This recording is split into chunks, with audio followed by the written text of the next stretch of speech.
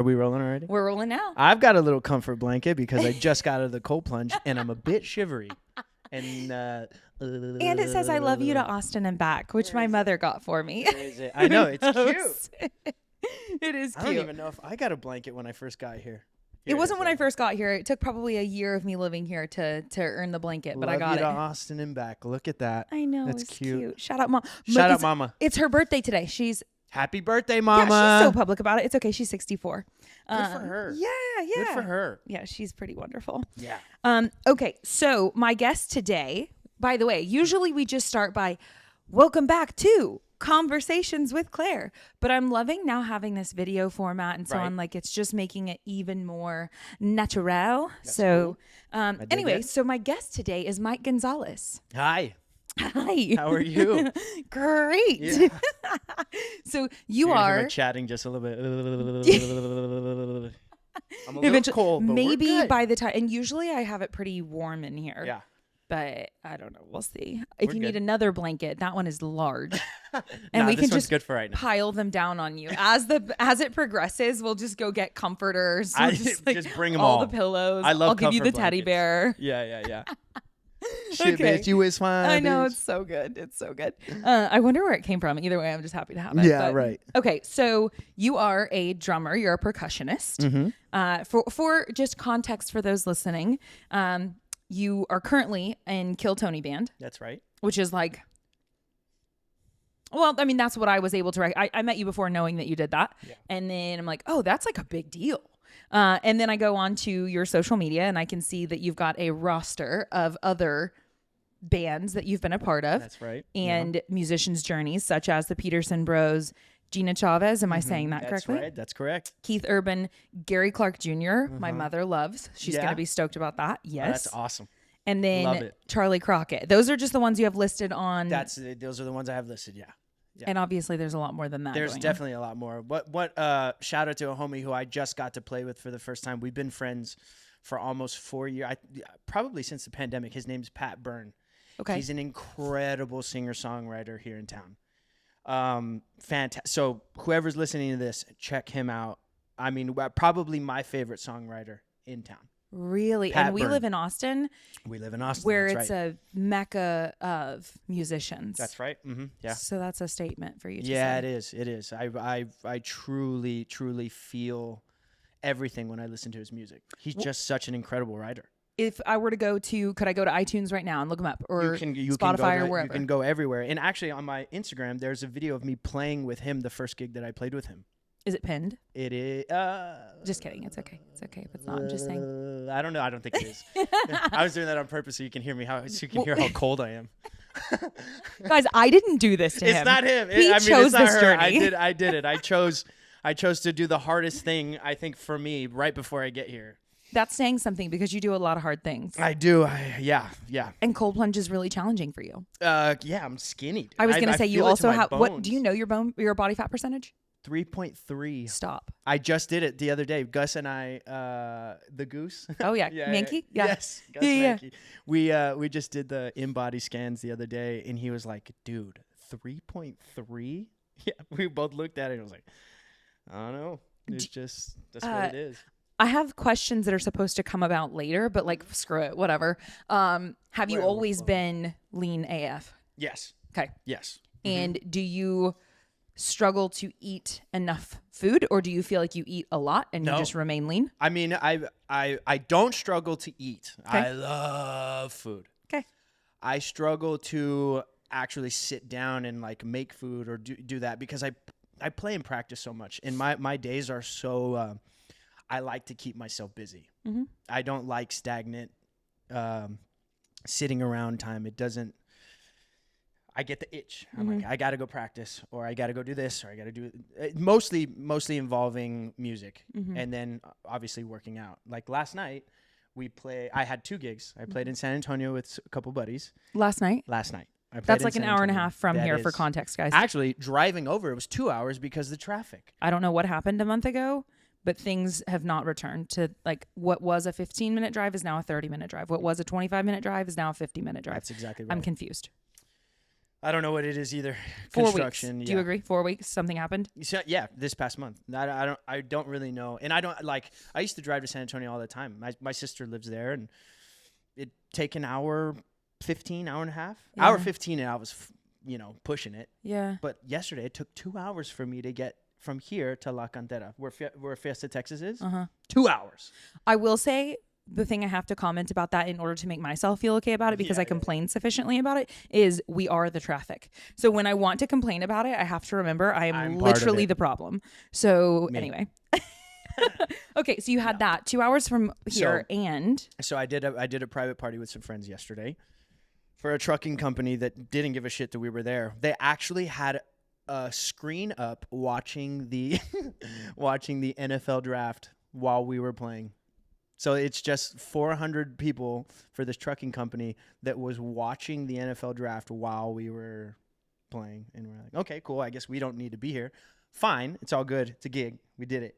And then after Which band is this? Like, what is this? Just you and your buddies? Yeah, like, it's a trio. Okay. We just, played and covered music for, 400 people, whatever. Got it. So we finished that. Okay. And I come home. It takes me an hour and a half to get back. I go straight to my drum shed, change out my drums for my percussion, and then go straight to a gig at the Continental Gallery with the homies, which is John Dees, who I think he goes to the gym with us. Okay. He's also a part of the Kill Tony band. He's the music director for Kill Tony. Dane Relaford, Matt Muehling, who's a guitarist for Kill Tony as well, and he's also has his own band that's killer, 020, shout out. And then Charles Reed on drums, and it's us 5 last night I got there an hour late because driving from San Antonio. Yeah. But we played till 1:45 in the morning last night. And then I know that I saw you. You were there at least by 11:30 a.m. I was there at 11 today. Okay. Yeah. And then you chose to do an aggressive workout, which is very on brand for you. Did your team win? We got third, and It's because I didn't come over and attack you guys until you had no choice. I'm sorry. And we won. Yeah, you did win. You did last week. Set high expectations. Yes, exactly. Yeah. Right. Well, I just look at those workouts and then I look at you studs and I'm like, yeah, if this doesn't go in your favor, I'm disappointed. Yeah. Major disappointment today. We only lost by 20 seconds, but that's kind of a lot. It was also machines, and there were a lot of big, jacked people. We have to take that into consideration. Height is the biggest thing for ski and row, and all my team we're all between 5'5" and 5'7". There was nobody Well, Dane's 5'8", but he pulls like a motherfucker. Yeah. So he was getting it. Well, but that was it. And at some point on those specific machines, the more mass that you have on your body, whether it's obviously, yes, the length of the, the reach and things like that matter, but also just actual pounds are going to come into the equation in a situation like that versus the running where you're going to get the opportunity to thrive with your 3.3% body fat. That's where I come in. And that's where I helped my team the most in the runs. Yeah. Dude, do you ever feel tired? If you don't carry that much body fat on you, you ever get tired? I do get, yeah, I do. Not a lot. It doesn't happen a lot, but every now and then I'm like, shit, I take a lot of naps. I do that. Okay. For sure. Okay. Mm-hmm. Have you always operated, I promise we're going to go back where I wanted to start soon, but we got time, baby. We got time. Have you always been, because when I look at you, and this is actually funny. So I'm going to tangent off about me for just a moment. My grandmother, who had the largest hand in raising me, her nickname was the Energizer Bunny. Love it. Yeah. And so she passed a few years ago, and today is actually my 3-year sober birthday. And that was 2 months after her passing because I nosedived after she nosedived. Anyway, after she passed. So I'm celebrating that today. Fantastic. Yeah, super cool. Well, I'm glad I'm here. I know. I was like, I almost wonder if I should warn him, hey, if I randomly start crying, it's not your fault. It's just an emotional day. It's funny that you say that. It's funny that you say that because last night on my way back and this morning, I've been pretty emotional, pretty heavily. Really? Yeah, man. There's a lot. It's funny, but I don't know if I've ever talked about this to the internet. Let's talk about it to the internet. Okay. Yeah. So everything at this moment in my life, everything in my career that I've, had a handle on, that I've been able to take care of, seems to be going the way I planned it, but it's going in the direction that I want it to. God has put a lot of opportunities in my lane, and I've been able to kill it essentially as hard as I can.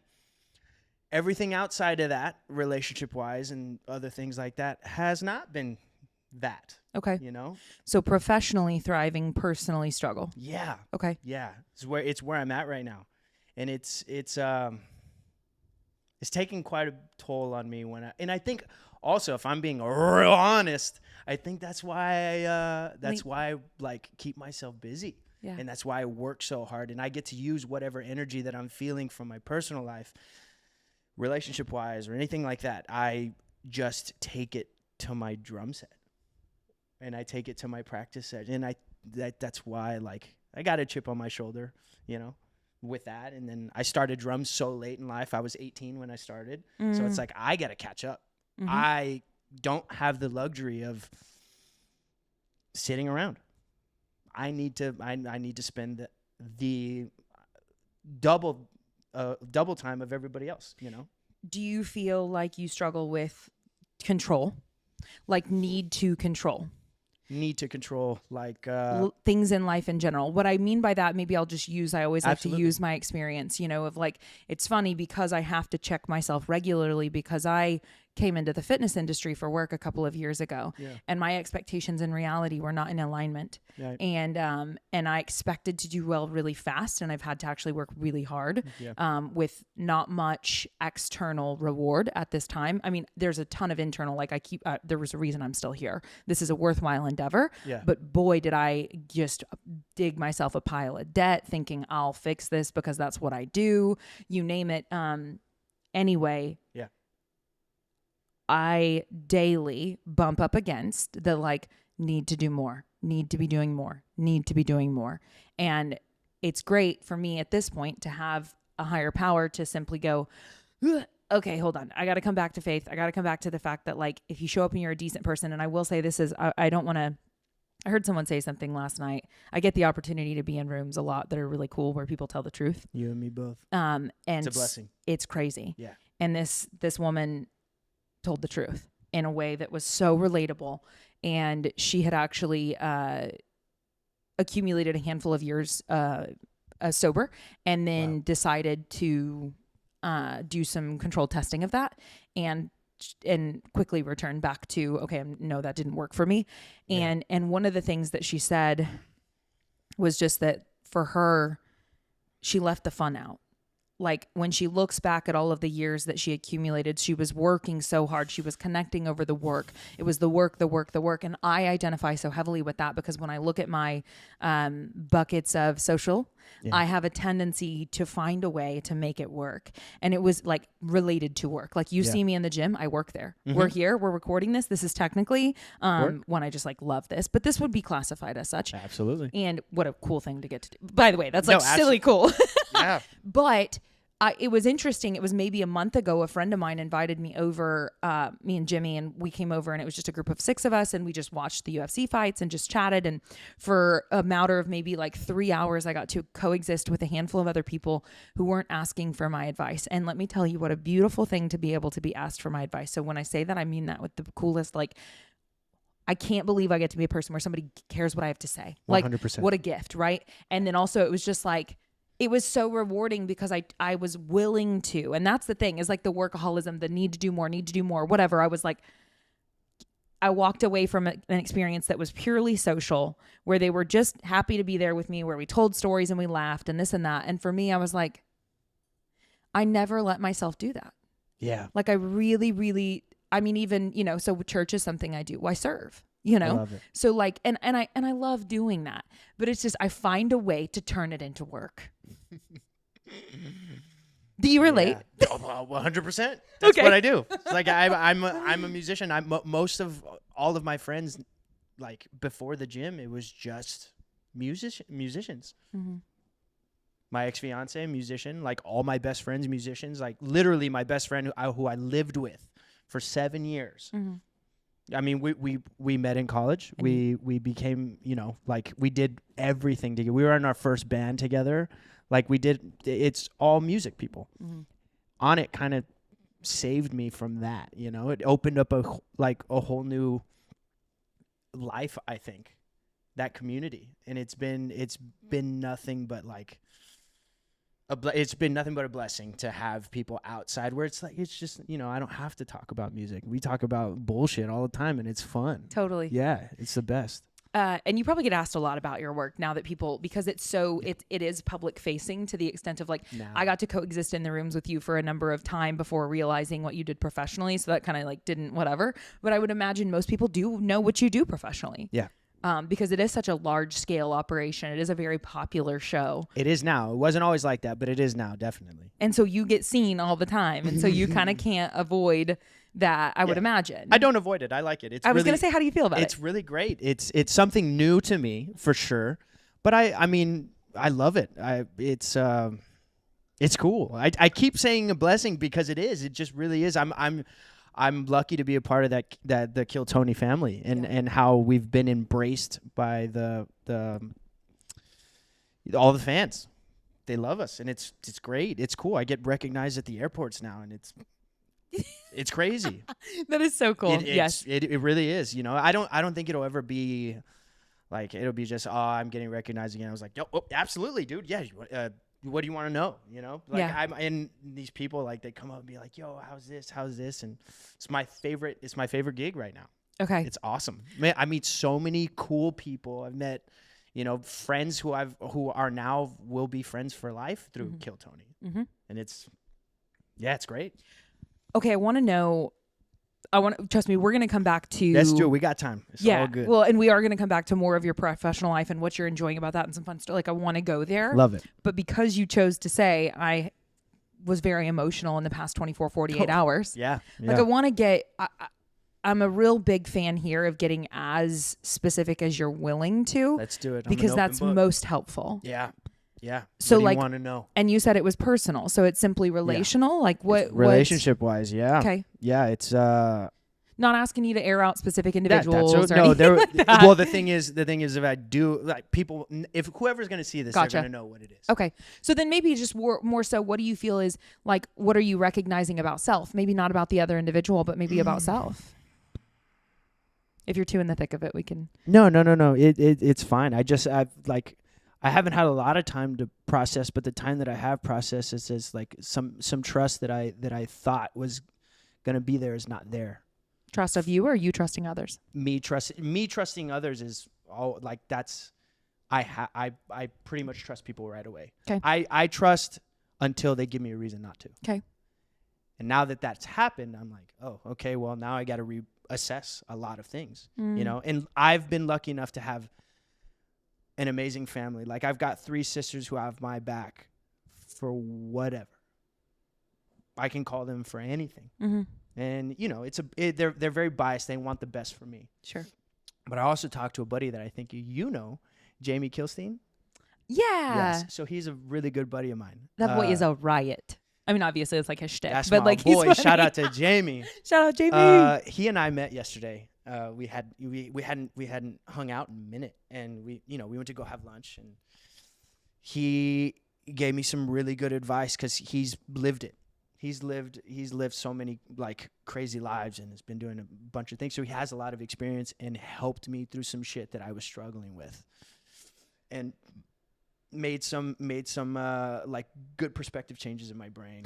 I really like Jamie. So do I. There's a lot of his past that I don't know about. I do understand when you say that. My understanding is there has been a lot going on. What I do know is I've known him for not even a couple of years now. But I think we met through church. We maybe met through gym setting, but either way. And he's funny. So he's a professional. Yes. He's incredible. Yeah. He has a podcast right now. Like, he has all this other stuff he's done in the past, but his current endeavor, my understanding, at least at this time, is that it is still The Back Row, right?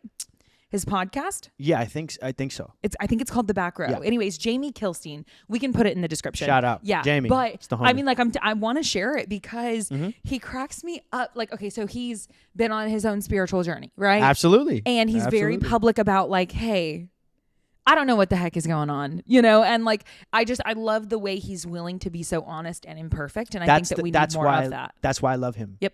Because he's real. Yeah. I don't like people that are, or it's not that I don't like them. I don't surround myself with people who aren't their true authentic selves. Yeah. I can't do it. Yeah. I don't have patience for that.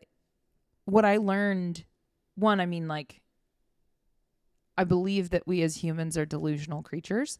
So we can be quite delusional about our own behavior. Yeah.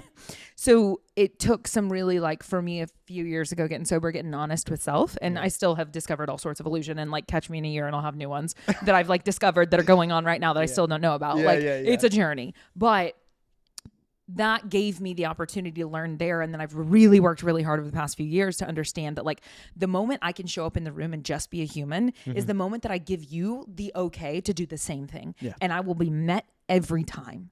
And so, like, I talk to my friends and different people about this stuff all the time, that it's like, the more human that we can allow ourselves to be, the more the people around us are like, okay, I like it here. And also, I'm gonna tell you the truth. 100%. And I 100%. Like so just to round out the Jamie thing, one of the things he does is we have 3 pastors, right? And we have like a single pastor and then 2 like married pastors. In fact, the single pastor, I'll just shout it out. His book just came out a few days ago. It's called Single Today. Nice. And the whole concept of it is, my understanding is that it's to help people become present now and be able to enjoy their lives now, regardless of season of life. Yeah. And so anyway, he's a wonderful speaker, so I would imagine he's probably a decent author. I haven't read it yet. It just came out, but Jamie cracks me up because the way he engages with them is so funny. Like he's a comedian. Yeah. So he pokes fun with and at them in ways that, like, nobody would be willing to speak to these like leaders. And they say all the time, they're like, don't you put a cape on me. Like, I didn't put a cape on me. I'm a human. Yeah. But I love the way he engages with them because he, yet again, like, boom, there's a human. He does that so well. Yeah. Because that's his authentic self. Okay. He sees more. So you met with him yesterday. Yeah. And what did he expose to you? He gave me some perspective that I would, like, whatever my situation is, he gave me some perspective that I didn't look at it that way. Okay. You know, it was a new way of looking at a situation that I was like, man, thank you, dude. You flipped some shit. I think I was just looking about this the wrong way, and kind of playing a victim, but not really. But he was like, "Yo, man, I've been there. Now look at it like this. Now look at it from this way." And I'm like, "Yo, okay. Now I know.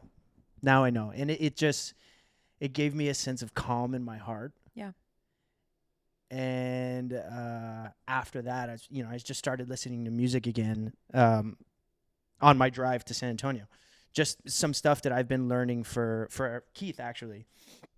And just went back and started listening to his old shit and some of the shit that I listened to when I was a kid. Keith is my mom's favorite artist, so it's kind of a full circle moment that this is even happening. Yeah. And next week I'm flying to Nashville to rehearse with him and the band and all the guys. And I just, that's insane.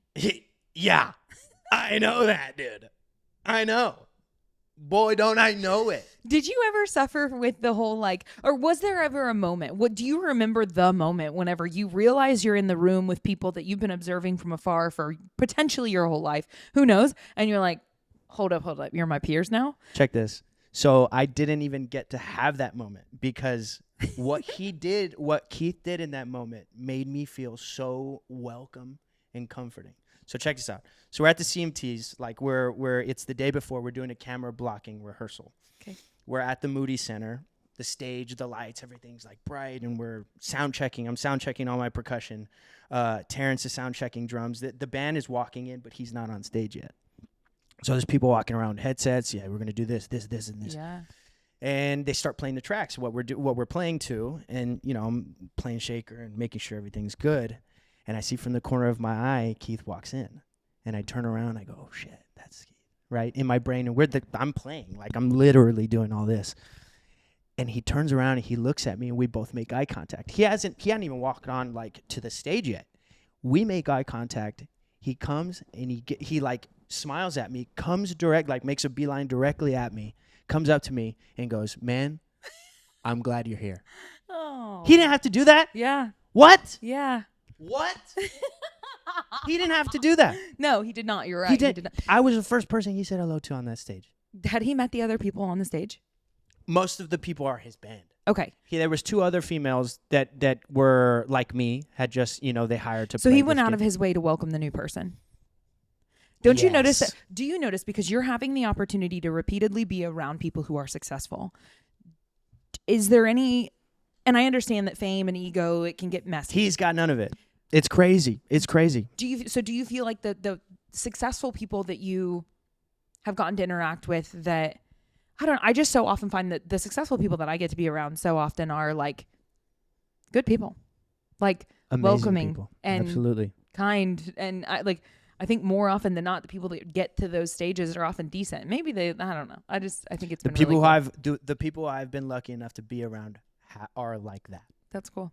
I don't know why I've been, given that opportunity, but I have been, and I'm blessed, and I will 100% work my ass off to be there once I do get it. Mm-hmm.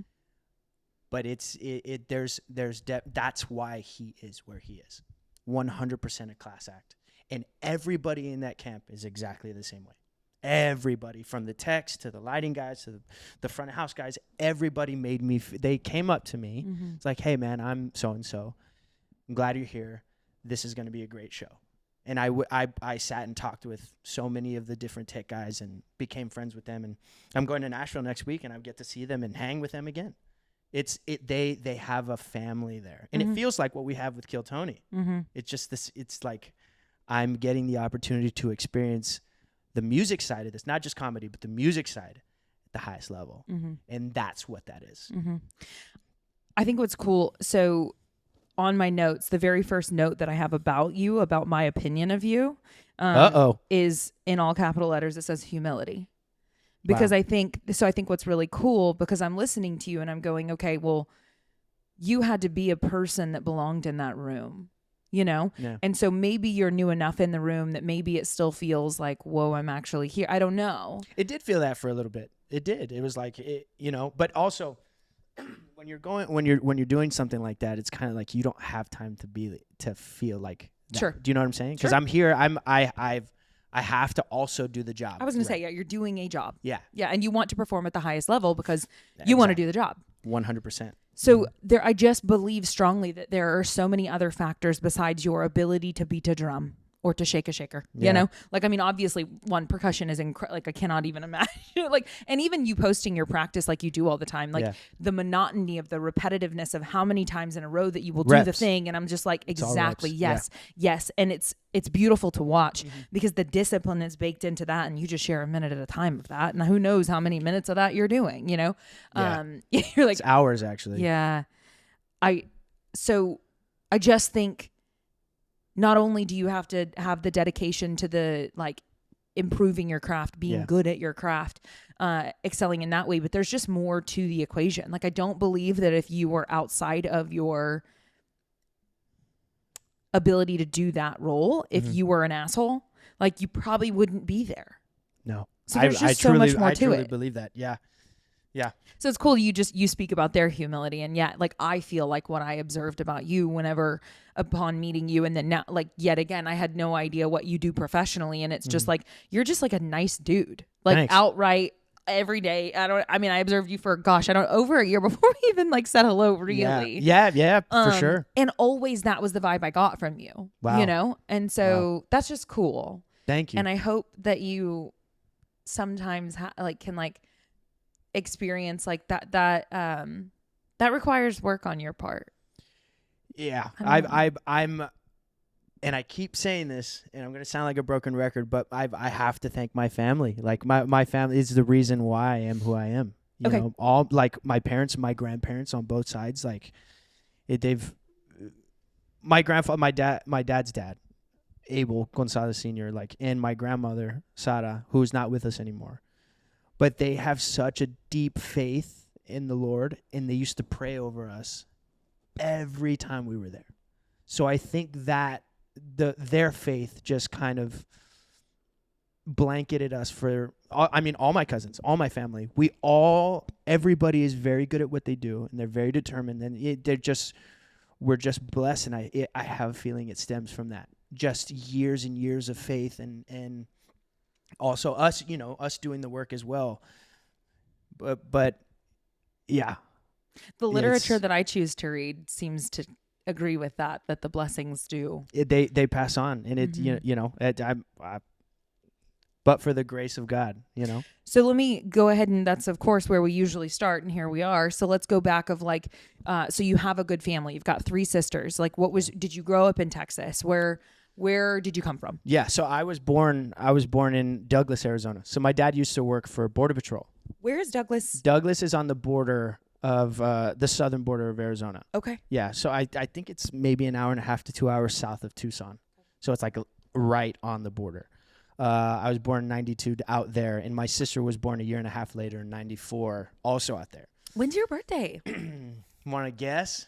This is actually funny. I was talking to a friend the other day, and we were talking about signs and stuff like that, because I don't know how it came up, but I just asked her, because she's like, I'm good at this.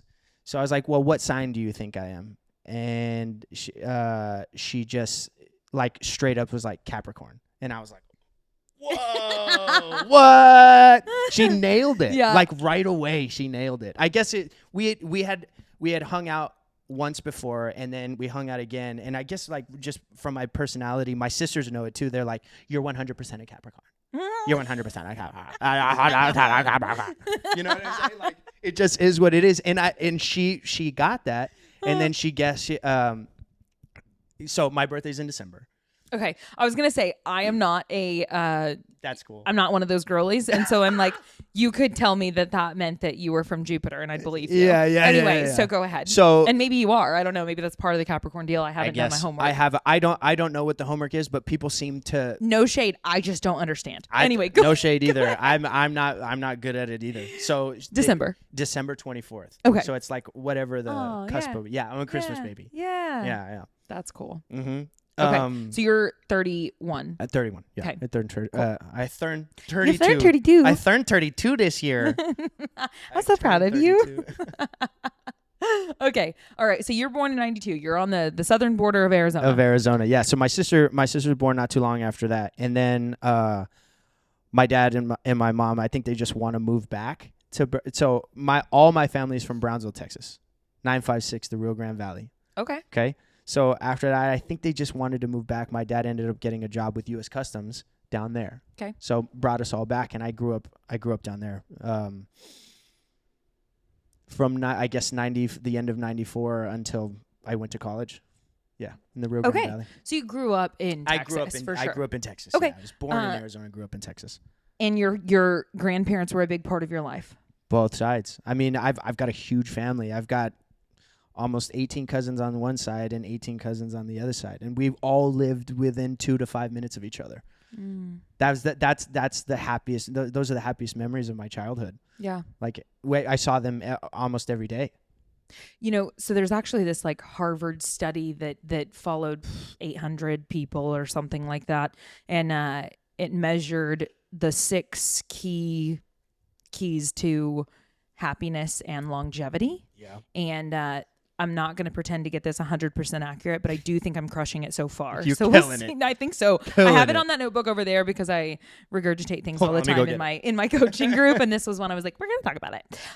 And I literally want to get up now and go get it. But it says, I hope that we could clip that. That'd be funny. Anyway, just go get it. We'll be right back. But one of the keys there was a happy childhood. Yeah. And I was like, I brought these 6 things up to my coaching group that I do weekly calls with, and it's so fun to get to do.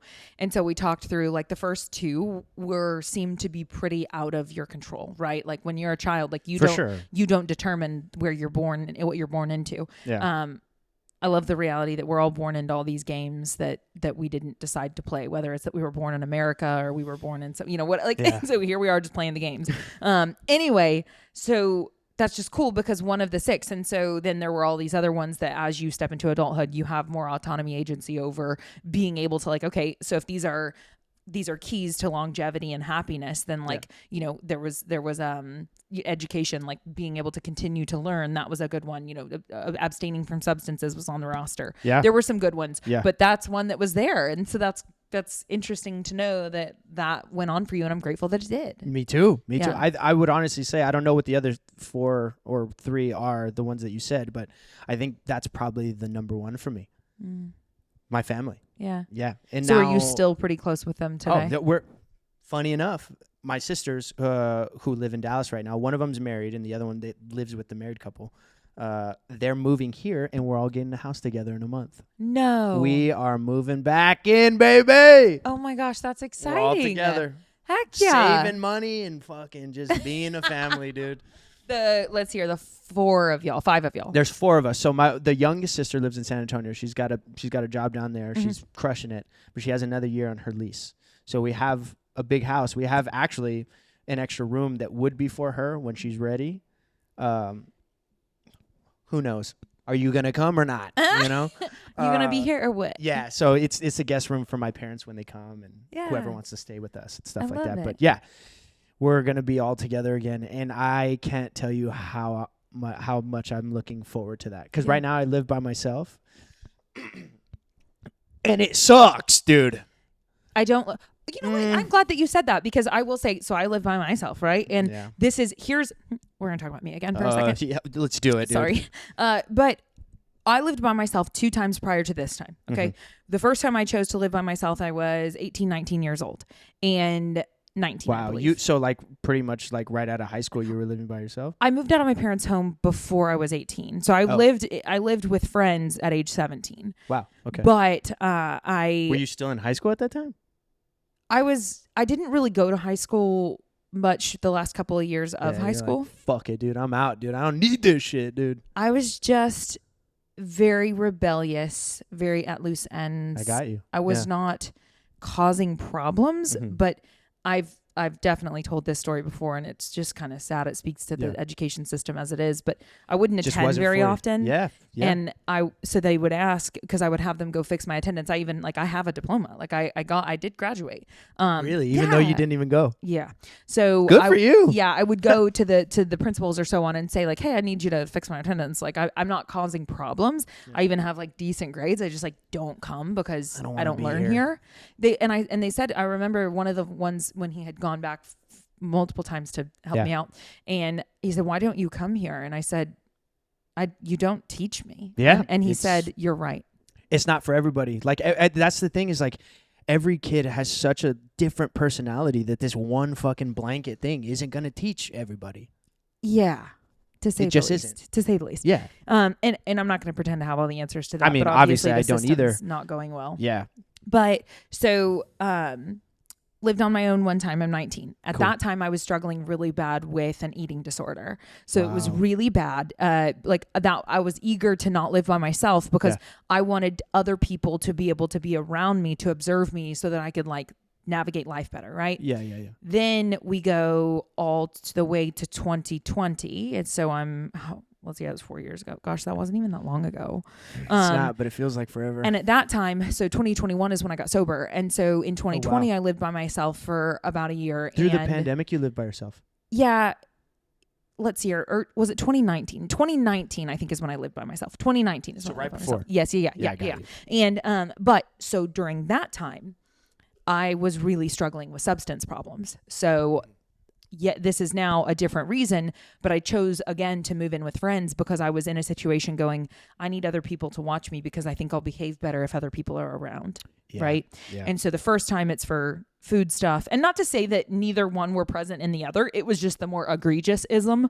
Yeah, for sure. And then the next time it was substances. Yeah. And so moving in here was really cool because as much as I agree living by yourself is not really my MO, like even now I'm doing it and I love my space and I'm so grateful to be able to, and all of those things. For sure. But I remember being like, I'm actually not, like, I still love living with people, and there were just, obviously it was kind of a shock to the system when I needed to move. And that was, I loved that this time I wasn't worried about those things anymore.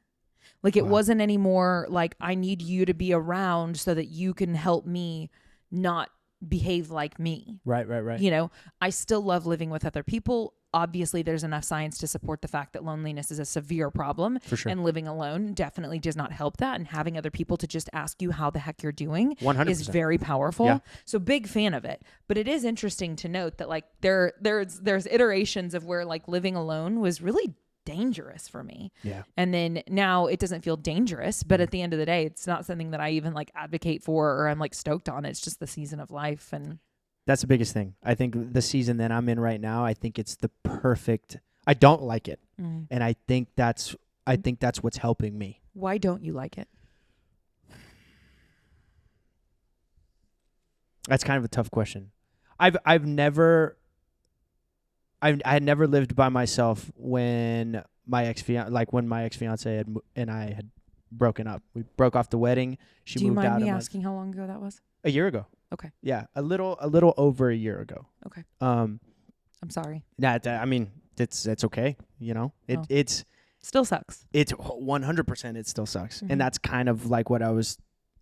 It's a year now, and we're in this weird situation that I probably shouldn't get into because we're still, whatever. Yeah, I want to respect. But that's why I've been so emotional lately too, and it's just. But from that, so she moves out. I'm living in this space that we've shared together, and she was the one who made our place a home. And she as she should, took all the stuff out. Sure. And it felt like I was living in an insane asylum for a bit. Like I was strapped every time I went in, just white walls. Did you know that cubicles have padded walls? I didn't know that. What? I'm just bringing that up because a lot of workspaces, that was so random, but like a lot of workspaces, it's like, I think they actually put us in prison and like just didn't tell us. Yeah, that's what it felt like. Anyway, okay. So you don't fucking bang your head against the wall. And if you do, like at least it's going to be soft, you know? Oh, gosh. Okay, so you're going to move in with your family. Yes. But I'm going back to the living alone thing is like, when she moved out, I was like, well, this fucking sucks. So I spent 3 months in there living in that space, and I just at a certain point I couldn't do it anymore.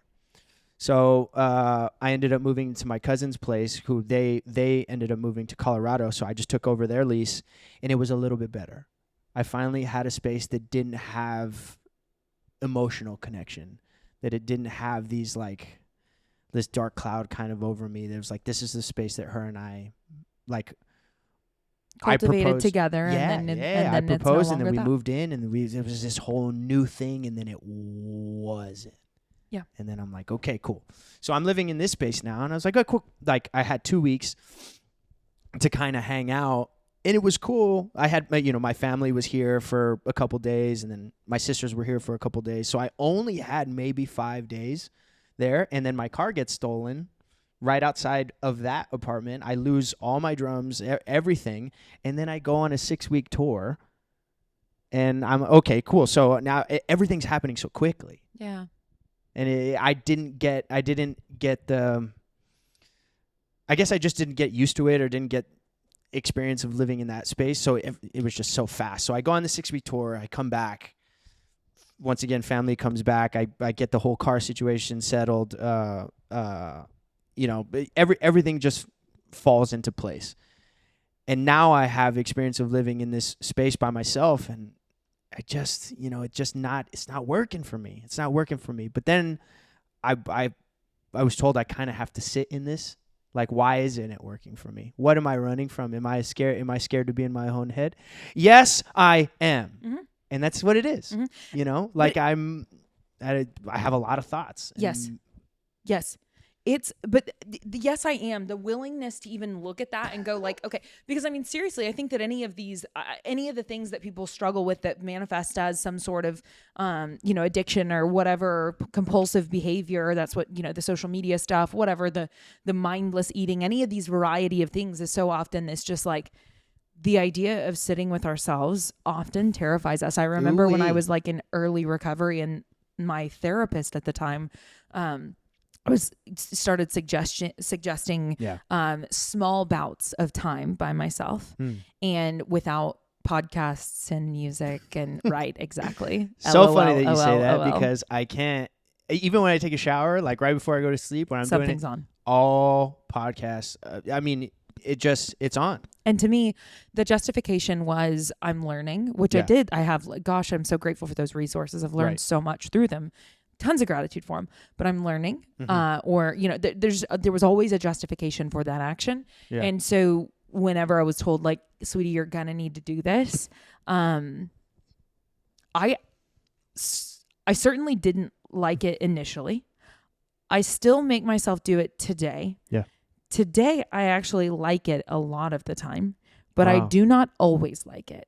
And I think that the thing is just like it's a discipline, just like you going to the gym and doing the things that you do right. And so it's like it has to be worthwhile to you. And I'm not, you know, but for me, it took me from a place of like being able, like whenever being solo without something coming in, it was just loneliness.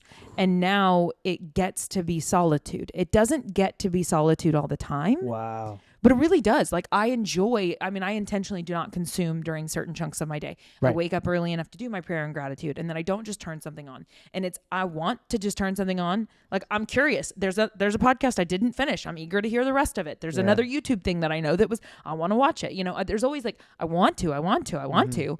But for me, even from a creativity standpoint, mine looks like programming and coming up with whatever, because I'm the sales department, the marketing department, the whatever, and I'm not even proud of that, but like always need to do more, right? So like, if I can give myself the space to just not be consuming, I get to be more creative, and then I justify it as work, right? But like, then it's like, hold on, how can I monetize this? Seriously, it's such a mess. But there does get to be that reflection, and it like I even, you know, I was sitting there last night with Jimmy and was just sitting there. He's like, "What are you thinking?" And it's quiet, and I probably freak people out with how much I'm just willing to sit in silence. It's like weird. I like that though. Like I like where you can just sit with your significant other and not have to say a thing. Yes. Do you know what I'm saying? Yes, and it's not a connection be like on a different level. Totally. Yeah. Oh, and it's so powerful. I'm sure he gets it too. Yeah. Well, and he's constantly so plugged in too that when he can unplug, it's actually like, I think he would probably say one of his favorite things about being with me is probably just that, like the idea that hopefully, and not always, but like I'd calm him down a little bit because he's doing so much all the time. Yeah. He's got such lofty goals, and like I think he's going to crush every single one of them. Love it. But like he just is. But yet then also to be able to like slow down, breathe, whatever. And so he asked, like, what are you thinking about? Just looking at the room, and I'm like, this is my simple little life right now, and I love it.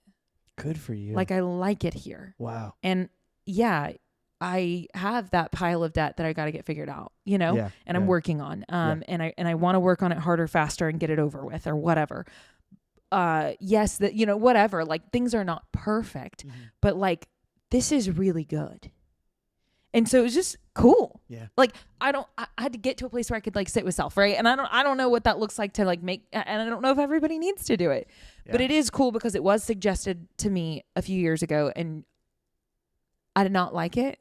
And I like it a lot better now. Good for you. Yeah. Well, you had to build it up. Yeah. You know, I don't think I've done that yet. Even now, it's been a couple months since I've been, a couple meaning probably like 7 or 8 months that I've lived by myself. Yep.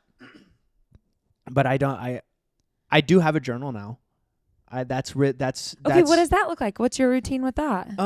When I can. Okay. You know, I try to do it every night before I go to bed, but that's, you know, it doesn't always happen. I get home at 4 a.m. sometimes. Mm-hmm.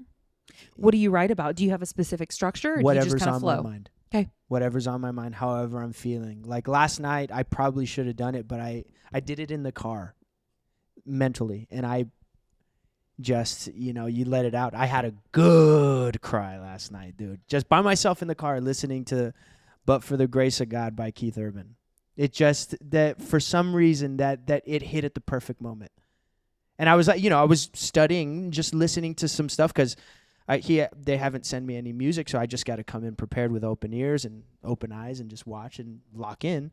So I'm just kind of listening to records, his old records, and figuring stuff out. And stuff that I've listened to when I was a kid, but revisiting it now that I'm a musician, I have different ears. Mm-hmm. And I've been, you know, I just have more experience. Mm-hmm.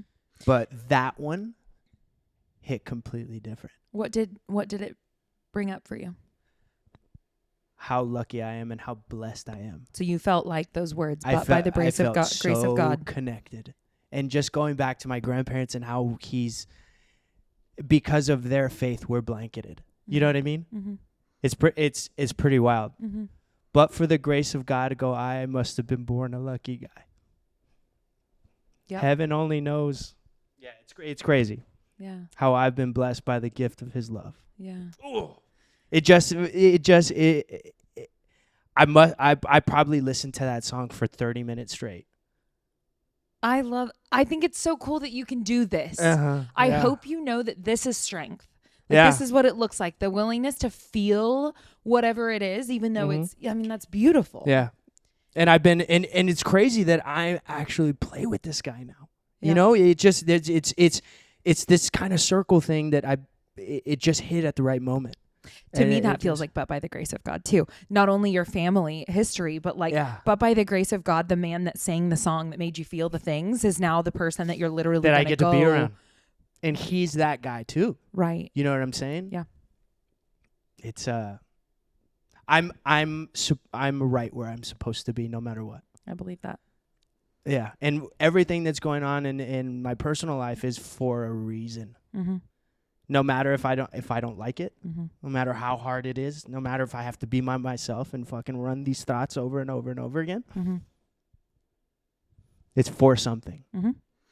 Whenever I was given the reframe of like people show up in your life as your teachers if you let them be, that was really helpful for me. Yeah. Because that victim thing you mentioned was something that I didn't even know that I was doing. Mm-hmm. But being able to reframe differently and go like, when things don't go well, how can I take a look at my part here? Where can I identify the ways in which I showed up? Yeah. And then also just like, instead of you being awful or whatever, like you taught me things, you exposed to me things about myself or whatever. Thank you. Like, thank you. And it's just, you get to be a blessing to me now, even if it didn't end the way that I wanted it to or whatever. 100%. Yeah. 100%. And I was looking at it the wrong way. And Jamie helped me with that. Yeah. Dude. I was looking at it the wrong way, and Jamie was like, hey, man, maybe you should check it out like this. Mm-hmm. And it flipped. And and it just, going back to studying, and it hits right where it needs to. And then now I have a different perspective. I was like, you know what? All this is happening for a reason. Mm-hmm. I am where I'm supposed to be right now. And as long as I keep doing what I need to be doing, it'll happen. Yeah. Yeah. I think that really, to me, the standout there, if I were to like extract the like key value aside from I'm just grateful that you're experiencing that kind of friendship, because that means a lot. Yeah. And so shout out Jamie for choosing to be that person. Huge. And we hadn't seen each other in almost a year. Mm-hmm. Yeah. Mm-hmm. Crazy. But is that like when you can get outside of yourself and get some perspective, it can often like, I feel like God, which it's so funny because 3 years ago I was like, that's not real. So he felt the same way. Right. Yeah. And now I'm like, you like that dude speaks to me more through other people than anything else. Mm-hmm. And so I want to hear what you have to say. I want you to shift my perspective. Mm-hmm. Anyway. Yeah. Okay. So thank you for going into random rabbit holes. I've jokingly said that. I love it. I love it. I recorded an episode 2 days ago with a sweet girl, and we said we need to get like props here, like rabbit ears, so that when we go in the rabbit hole, here we go. Just put them on, because you know how like some people have like the tin hats when they go into conspiracy theories. We just need the rabbit ears and be like, and I here love we it. go. Yeah, you should. You should 100%. Hold on. Yeah. But instead all of right, here we go. By a plant. Yeah. Anyway, this is like I feel like we're on Between Two Ferns. I like aesthetically what happens with it being there, so I've left it there. But it's I'm watching tight. it kind of attack people. Also, look at this. This one's coming up. This one's coming. Let's go. Come on, baby. You're almost there. Keep pushing. Okay, so we do want to go a little bit more into, because I want to ask you some stuff about like your perspective on certain things, because I think it's going to be powerful. I think it's going to help some people. So, hopefully, one, you didn't start drumming until you were 18, and did you ever want to be a musician? I did. Mm-hmm. You did. I started playing percussion when I was in 6th grade. I learned how to read music. I've been through so many different teachers that were just in and out. So I never had a connection with anybody. But the one person that I did when I started, she pretty much laid the foundation of music for me, is Elizabeth Stone. She was my very first band director. Okay. Mm-hmm. And it's kind of crazy because now I have a relationship with her son. Messaged me on Instagram. He goes, dude, my mom taught you. Like, I'm a drummer now. Like, it's really pretty. That is cool. Yeah, it's awesome. Yeah. So a lot of like my early influences belong to her. Okay. You know what I'm saying? Okay. I learned how to read music. I learned how to do all of that early stuff. Learned marching percussion, did, timpani, mallets, like all the classical stuff that I never really connected with. So you were in marching band? I was. I was captain of the color guard. Look at you. I showed up 3 days late to a 5-day thing. Well, I mean, every year you had to retry out, you know? Right, yeah. And my senior year, I showed up halfway through the week. And then I said, also, I need to be the captain. As the captain, you showed up 3 days late? Yee! Girl, come on. Idiot. Anyway. Yeah. I did try really hard, though. I was captain, and I really did. Good for you. I showed up. And Yeah. I did. That's Anyway, awesome. I don't know. Idiot kid. Yeah. Anyway. as we all Right. And I did Yeah. love doing it. Anyway, color guard was great. Okay, so you did marching band. Sorry, I distracted No. you from- Yes. That's all good. Okay. Yeah, we did. I marched all 4 years. I played sports throughout that entire time as well. Okay. So it was like, but sports were, because I didn't have as much of a connection to the classical and the marching style. I'd been playing baseball since I was 3. Like my dad's a sports fanatic. Okay. He played, he was an incredible runner and just a gifted athlete. And my grandfather was the same. My grandfather was an incredible runner. So that kind of just was my influence when I was a kid. You're also a really good runner. Well, thanks. But the thing is, I have to, like, I can't, it's blood. My grandfather passed down to my dad, passed down to me. Yeah, and I didn't always like to do it. In high school, I was like, fuck this. So I went to go play baseball, which is my number one. That's my number one sport. Okay. It was the first thing I started playing as a kid, and it was my obsession growing up.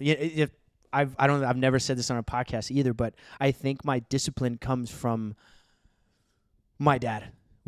So he was my coach for a lot of like my childhood years. And my favorite thing to do after school, after I did all my homework, after I did all the fucking bullshit, we used to go out there, and he used to just we had this pitching machine that would pitch like these yellow rubber balls at 100 miles an hour. But we didn't use them in the batting cages. My dad used to throw them like it was able to tilt. So he used to throw rubber balls and shoot them 100 miles into the air. And I played, like, my position was center field.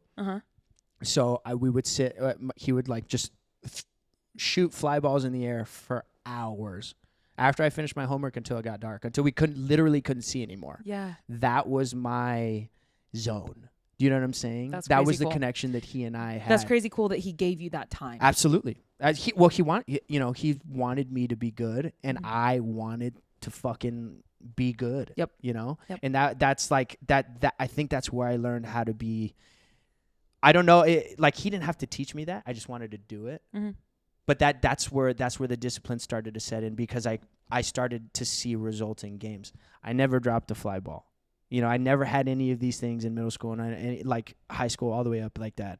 I probably dropped a few here and there, but it was compared to a lot of other people, like, that's why I started a lot of the games. But it's because of that. Yeah. I worked at it so much that I loved it so much, and but also, like, he and I got to spend, like, I'm the only boy too. So he and I have like a special bond. Yeah. Okay. And then, but did you think you were going to play in college or anything like that? I'm too small, man. And you knew it the whole time. Yeah. Okay. Yeah, but I just love to play the game. He had been taking me to professional games at Minute Maid Park since I was a kid, I remember going, what was it? 2003 or 4. I wasn't even an Astros fan then. I was an Atlanta Braves fan. And he took me to a game that my favorite player at the time was John Rocker. He was a closer. I know. Yeah, you have no idea who the fuck I'm talking about. No, I have no clue. You actually, if you pull it up and just put a picture of John Rocker in the thing, he just was this fucking wild card of a fucking human being. This bull. He was huge, and he was like, he had an attitude and this swag. And I had a John Rocker jersey with an Atlanta Braves hat, and he got to close out he was the closer on that game that we played, and I was going crazy. Yeah. I was like, I got to see my favorite player. It just it was really cool. I was probably like 12, 11. And he was like the bad boy of baseball, like, you know, kind of like Wild Thing, like Charlie Sheen, you know? Yeah. But I remember, like, I was the only Atlanta Braves fan in that section. And people were talking shit to my dad, like, how could he be an Atlanta Braves fan in Houston? And it was. I just remember that. You know, that's the connection that he and I had. And he took us all to games, but that one in particular, I remember because I was wearing his jersey, and then I also got to see him pitch that day. Crazy. Yeah, that is cool. Yeah, it was really cool. Yeah.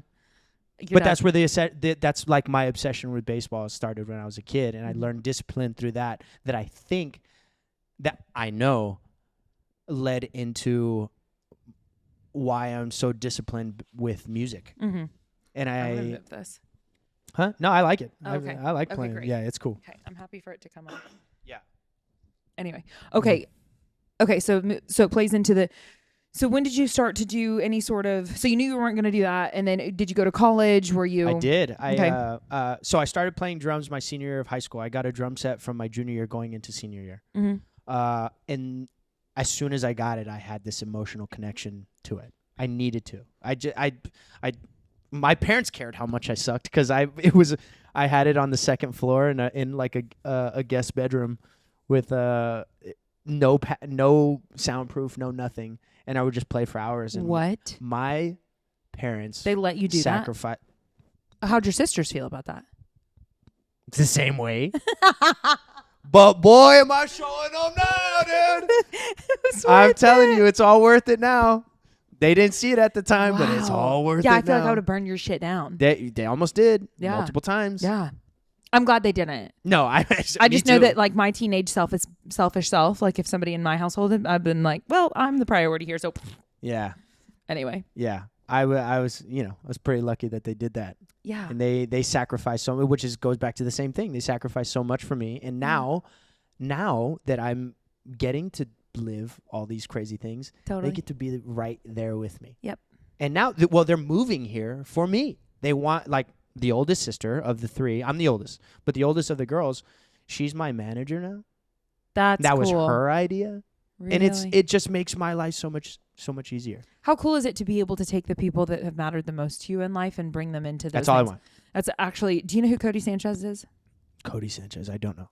She's wonderful. Is she here? She is local. Yeah, she okay. was one of my she was my very first personal training client. Really? Okay. Whenever I moved here, and she's massively successful online. Like wow. She's a very worthwhile follow. She's incredible. But she works with her family, and she talks a lot about like. Is she why Latina? would you not want to? Yes, she is. Come on, dude! I'm telling you, it's just different. It's just different. Yeah, she's like, why would you not want to bring the people that you love the most? Thank you. Yeah. Shout out to and Cody. I love that because she's amazing, and she shares her opinion so loudly and so unapologetically, and it is so inspiring. That's probably also because she's Mexican. Yeah, and you don't have to agree with everything, and she doesn't. 100%. She doesn't think that you do either, you know. Yeah. But she's gonna tell you what she actually thinks, and I respect that. And those are literally my sisters. I lived with them for and you're fucking about to all again. my life. Yeah, you're about to again. Yeah. Okay. So when was it? So let's see here. Let me get into. Let's go to the book of notes really quick. Well, because I've got a handful of things. I talked about your humility being the Thank you for standout that, to by me. the way. Yeah, Thank you. You did that. I mean, I'm not. Yeah. That's what. Whenever I thought of, what do you think? Like for me, I've observed you from a distance for a while. We've had some interactions. They're brief. You're wonderful. That's all. That's about all I got. You know. And then when I think about how do you carry yourself, and it's like, well, actually. You're quite professionally accomplished. You're a stud of an athlete in the gym, which is where we coexist. Thank you. And you're so abundantly kind to everybody. Well, that's humility to me, because now that I know what you do for a living and how well you do it at the gym, whatever it be, you know, the alternative could be that you're hot shit. You know, like that would be an option. And I've never seen you behave in that way. So I'm not saying it's never been present. I don't know, but I've never seen it. It's never. It's never been present. But in my brain, I don't know how people could do that. Yeah. I really don't. Yeah. I think ego gets a hold of people in a really subtle manner. I can certainly speak to for myself. I've struggled with it. Yeah. And so thankfully, like, I think these days it's a lot better. Can I tell you how I combat that? How? I surround myself with people. I'm always the shittiest person in the room. Not as like person, but like technically, and the people who I want to be around, I'm always the one with the less skill. And I do that on purpose because I know that sooner or later that will rub off on me if I do the work. And it's just growth and growth and growth and growth. And I do that on purpose. I don't remember where I heard that or where, I learned it like in college or some shit like that. It's like you become the people who you're surrounded by. Yes. Right. Do you want to You become the people you're surrounded by. It's so true. Here we go. He is one with the plant now. Yeah. I mean, it truly, it's, I try to tell everybody that if whatever you want to do, find the people who are way better than you and, show them that you're willing to work and that you're willing to be coachable. I think that's the biggest thing too. It's like, I love taking lessons. I take lessons every Monday night, Tuesday night, and Thursday night. Kill Tony. I'm as far as like the level of musicianship, I'm at the bottom. So I learn from these guys every time I play. Tuesday nights I play with also the same, like the horn section for Kill Tony. We have our own night on Tuesday nights at Sea Boys from 11 to 1:30. If you ever want to come out, Sea Boys. Yeah. Tuesday nights. It's very late, so people in the gym they can't come. Yeah, but there be people that are not in the gym. Maybe. Yeah, right. And for because sure. it's you, yeah. But yeah, so like I play with who has now become one of my best friends. His name's Charles Reed III. Okay. He, in my opinion, is the best drummer in Austin, and I get to sit right next to him 2 times a week and take in everything that he does. And also, I'm playing percussion at the same time, but learning from him. And the stuff that he shared with me and has invested in me, like my drum set playing, I mean, I can't thank him enough. But it's like I want to be friends with, like, I don't care. Like, it's like, oh, I'm not the best, but I don't give a shit about being the best person in the room. Right. I want to get better for myself, and the only way I can do that is by being with those guys. And I'm lucky that they have let me in. And they want me to be there. All these people, like, it's crazy. Yeah. But I want to learn from that. I sit there and I take videos and like I'll go back and like, dude, I'm gonna take that. I'm gonna practice that. Right. And he's a lot of the stuff that I've been posting recently has been little ideas that I've been creating for myself because he showed me this one thing that I've been like a skill that I've been lacking with my left hand. And he goes, hey man, you should do this, this, this, and this. And I go, oh shit, I've never done that before. And then now I'm creating my own ways to like combat that to help my left hand be stronger. Drum nerd shit. Oh, I love it. But that came from him. I would have never got that if I'm the best person in the room. Right. And then you stall. Right. And then that's it. Right. Nah. Right. I'm trying to grow for the rest of my life. It's about the journey. That's that Kobe shit. Yep. I'm on that fucking Kobe. Yeah. No. It's about the journey for sure. And like you said, what you said, one of the Cody phrases, I think she got this somewhere else. So anyway, that, ideally you get in the same rooms with the people who your dream day is their average Tuesday, and so it's the same principle, but get in the rooms where the people you're surrounded by people who have something that you want and then do what they do. Yeah. Like, it's literally that simple. Okay. So let's go through. I want to ask you, I want to know what your schedule is like because your schedule to me, I can only imagine what it's actually like. So like, what's a week like for you?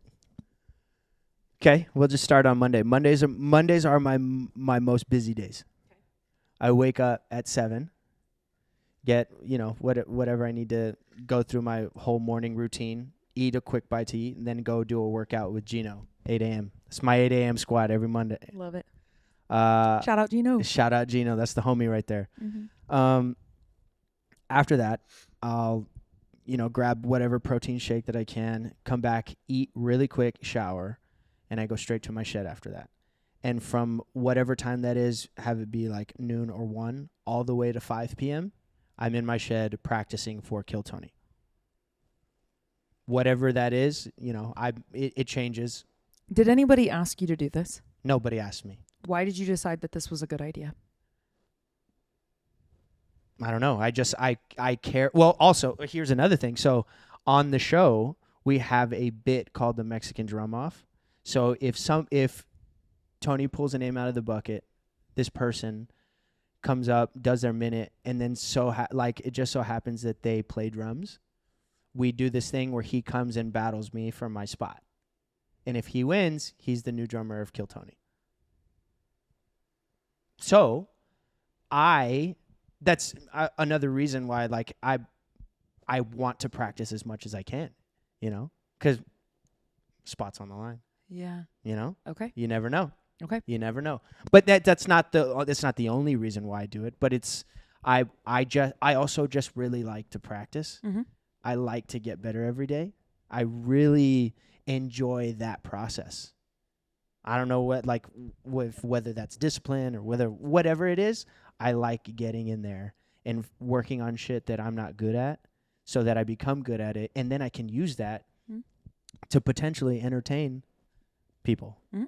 On a Mexican drum off, or before the shows, we play 30 minutes before the show even starts. Mm-hmm. So I get to, whatever I'm shedding, I get to actually use it in a musical context. Mm-hmm. So that's the time that I use from there. And then at 5, I start packing up my gear. Then I head to the mothership. We load in by 5:20, 5:30. We do a whole pre-show thing where we do sound check, and Tony's there, and everybody's kind of getting ready for the show. And then doors open at 7. Show starts at 8.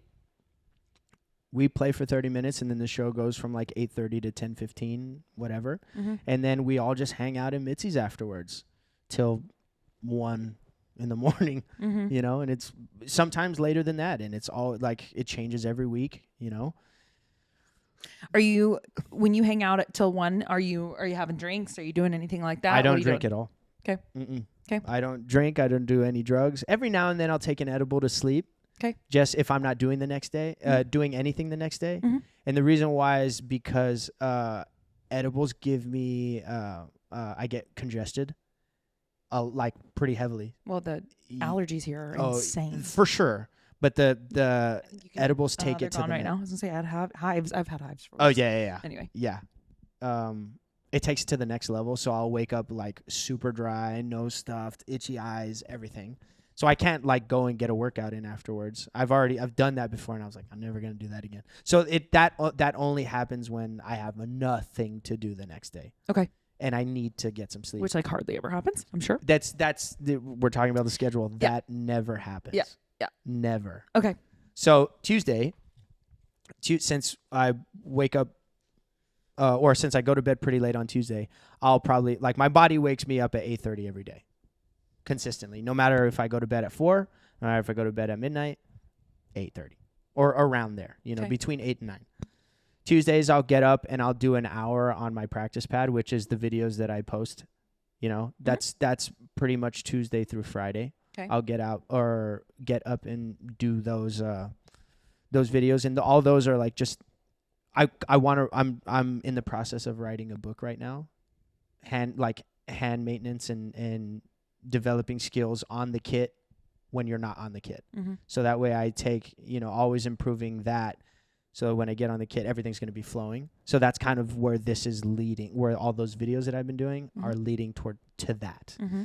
And I shop them around to my friends, all my drum friends. I'm like, hey man, what do you think of this? Or I'll just send it to them, and they'll give me their feedback, and mm-hmm. Yo, this one's dope. Or actually, maybe try doing this or mm-hmm. doing this. So I'm consistently shopping to all the guys who I admire. Mm-hmm. That are helping me. Mm-hmm. And it's like me with programming in the gym. I'm just testing how this goes on you. 100%. And myself. 100%. We're just testing. Yeah. Absolutely. Mm-hmm. So that's a consistent thing. And then once that happens, Tuesdays I actually study African drums, which is bata drums with my mentor John Spees and another buddy of ours named Pablo. We go and play 2.5 hours of bata drums. On Tuesdays. On Tuesdays. And that's just like, there's no gigs. We're not getting paid for anything. We're just going and learning, because he has all this information that he's studied with, Cuban legends, African legends that have passed down that information to him. And he's been so gracious to pass down that information to us. Mm-hmm. And that specific skill and knowledge has helped my musicianship so much. And I'm investing in that, because like these drums go back before there was anything. It was literally like these ancient cultures have these drums and vocals, and that's it. No other instruments. I want to see what these drums look like. I got a video. Okay, I want to see. I'll play a little video. Okay. It's I'll show you. It's actually really interesting, and I love it. Yeah. Yeah, I really do. Here, I wonder if I can just like narrate what I think is. Let's see. Okay, so each individual is playing with a single drum, but there's 2 heads to the drum. Sorry.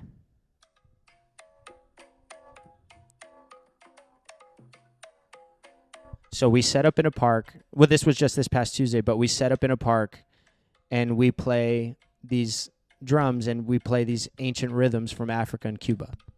And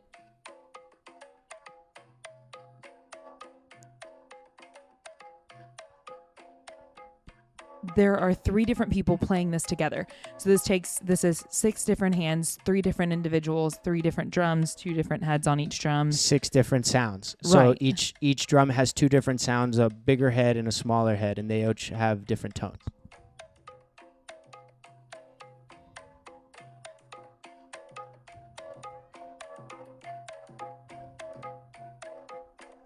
Very cool. So this happens for 2.5 hours. Okay, 2.5 hours, drums, Tuesdays. Go. Yeah. So that happens.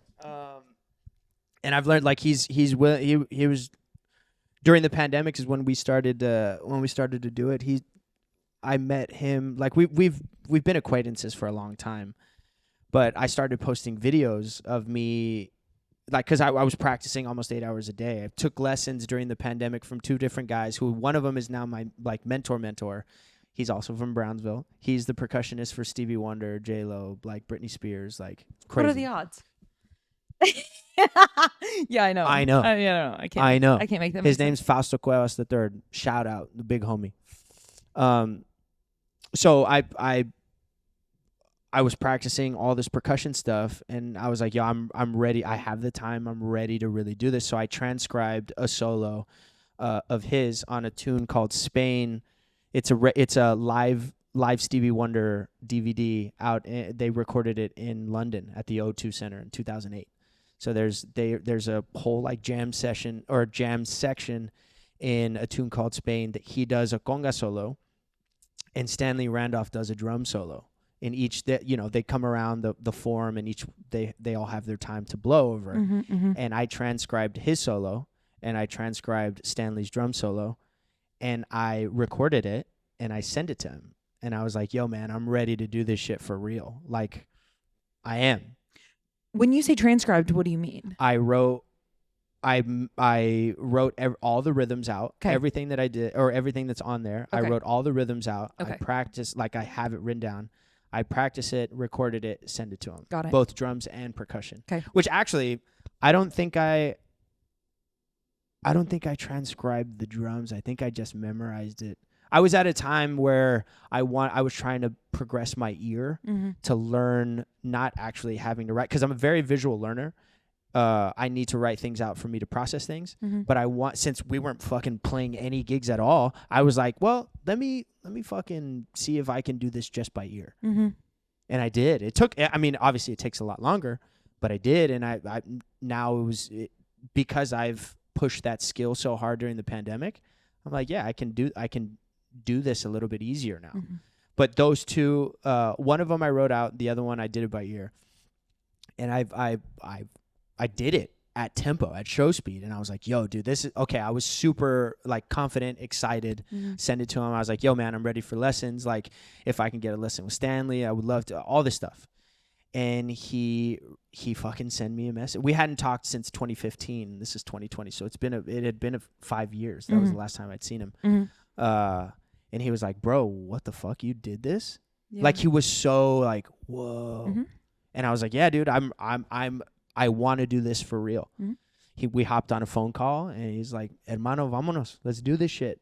Like, for real. Yeah. You tell me when you want to start." Yeah, because you displayed the work ethic. Like, you showed up with so much to offer straight out of the gate that, like, he couldn't resist. 100%. Because you were like, hey, look, here's what I've been working on. It makes so much sense because I do have questions to you in regards to what you do to have the experiences that you have, to have the success that you have today, and the respect of your peers and so on. Like, what are some actions that you take? And like, boom, you just answered it. That's you know? yeah. And well, so during the even pandemic, with the 4 hours of practice before Kill Tony every week, you know, there's literally no one. That's just Monday. Right. Yeah. And there's no one telling you to do it, and you're choosing to do it. That's the thing. Yeah. Like nobody has to tell me. Right. It doesn't feel like work. Right. I want to get better at these things. Yeah. It just like, it'll never, whatever it is inside me, this itch that I have, this chip on my shoulder, whatever it is, I'm so glad I have it because it just like, after this, I'm going to go to the shed. There's things I have to work on. No matter if I have a gig coming up, no matter if I have to learn music for something, I have things that I like to work on just to personally get better at. Or also just even to develop that relationship with the drums. I noticed this during the pandemic too. With the guy who I studied with in New York. So I studied with a percussionist, which is Fausto, for 2 years started during the pandemic. And then I studied with the dude named Steve Lyman out in New York. He's a professional jazz drummer and does fucking incredible things in New York. And I studied with him for 2 years. And he and I, we would get into some deep conversations because he's very intelligent. And it shows in the way he plays and the way he teaches. And we were talking about this thing. Is like, there was some days before I even noticed this that I didn't have time with my instrument. And that changed who I was that day. It changed my mood. It changed my mentality. It changed my mindset. And I was like, man, why am I feeling it? And he was like, dude, yeah, you didn't get that personal relationship that like you're longing for in that day with the thing that makes you tick. Yeah. And that kind of blues, you know, it was a new whole perspective. I was like, oh shit. And I would go back and see like maybe I was, you know, maybe not feeling as energized or as happy that day was because I didn't put the time into my craft and I didn't have that necessary time or relationship with my instrument. It's kind of like my girlfriend, dude. It's kind of like my fucking my wife, dude. I call it that's my barbell. 100. There you go. Absolutely. Like, we need to spend time together. Absolutely. And that and okay, so now realizing that, I now like that's also kind of like a snapshot into why some of the relationship stuff kind of dipped. Because like I already had something that I was so about it, and not saying that she didn't understand, but she wanted to be that. And I could at that time, I just couldn't do it. I needed and even now it's like maybe I'm not ready for a marriage. Because there's still things that I feel like I need to accomplish that, and that, you know, like that's such a heavy thing for me. You know? It's interesting. I've learned that during the pandemic though, like taking lessons, and not even like we weren't even talking about drumming. We were just talking about life. And he was like, and he just drops that on you. Right. Whoa. Yeah. Yeah. It was really cool. And it also like now I know how to do that. I can maneuver different ways in my schedule where it doesn't have to be for 4 hours. It doesn't have to be for 6. It could be for 2 and be like, okay, cool. I got like serious focus practice today. We're good. Well, and this has been going on for many years as well. Like this is like not just like you got interested in something and went really hard for 6 months, obviously, in order to be able to achieve what you've achieved you've had to be doing it for a bit. But it sounds like you've short-circuited because you started late, right? Supposedly started late, 18.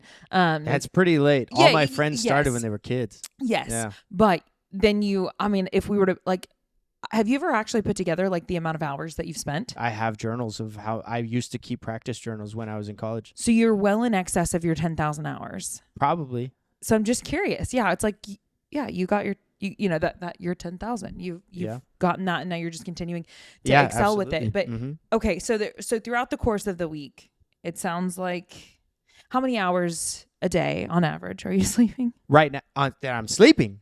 Oh shit, dude, that's a whole nother conversation. We're about to have another 4-hour conversation.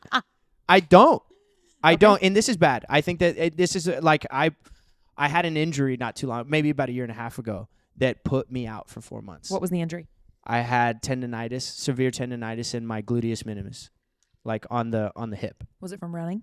It was from running. Okay. It was from no sleep, and it was from not properly like eating well. Like I wasn't eating well. I was eating once a day, dude. Yeah. I tell people all the time when it comes to like your tissues, like there's so much more to, as far as, because I'm looking at it through the longevity lens and how do we make you as resilient to injury and illness as possible. And that's constantly when I'm training, like that's where my brain is at all the time. And it's like, yes, what we do in the gym is important. We need to make you mobile, stable, strong. Yeah. Mm-hmm. And there's a lot to that. But then like, yeah, if we're not getting adequate sleep, our tissues will not respond the same way. If we're not hydrated, our tissues will not respond the same way. 100%. If we're underfed or overfed, like, so anyway, we could nerd out on that. But we can do that later. Okay. So 4 months. So 4 months knocked me out. Like it happened in October of 22.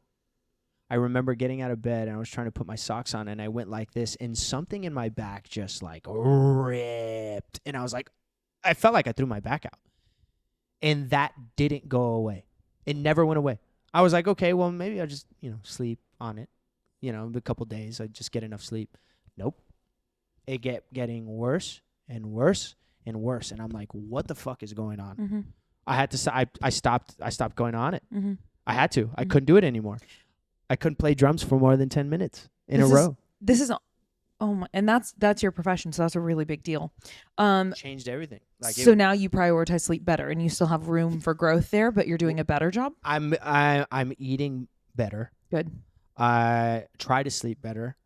And I think, I didn't have any mobility back then. Mm-hmm. Like I couldn't touch my toe. There was a lot of things physically that I wasn't able to do.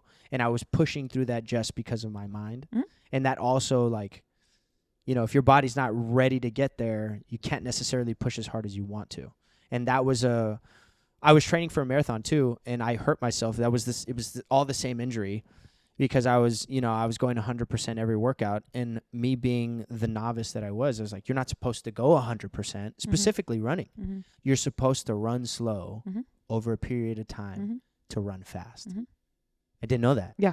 Yeah. And then also we have to look at too, there's a lot of impact in that sport, but in addition 100%. To that, people are just generally posterior chains are not, they're pretty weak. And then in addition to that, hip flexors on most are not thriving and runners are no exception to that. There's just all sorts of stuff going on that can contribute to that. 100%. And I wasn't strength training either. Mm-hmm. So I was like running all these miles, like I was running over 40 miles a week. Constant forward motion in the same position. And and then also practicing for the amount of time that I was, like 4 to 6 at that time. Yeah. And seated. This repetitive motion of doing this over and over and over again, like, of course it's going to fucking blow out. I blew it out.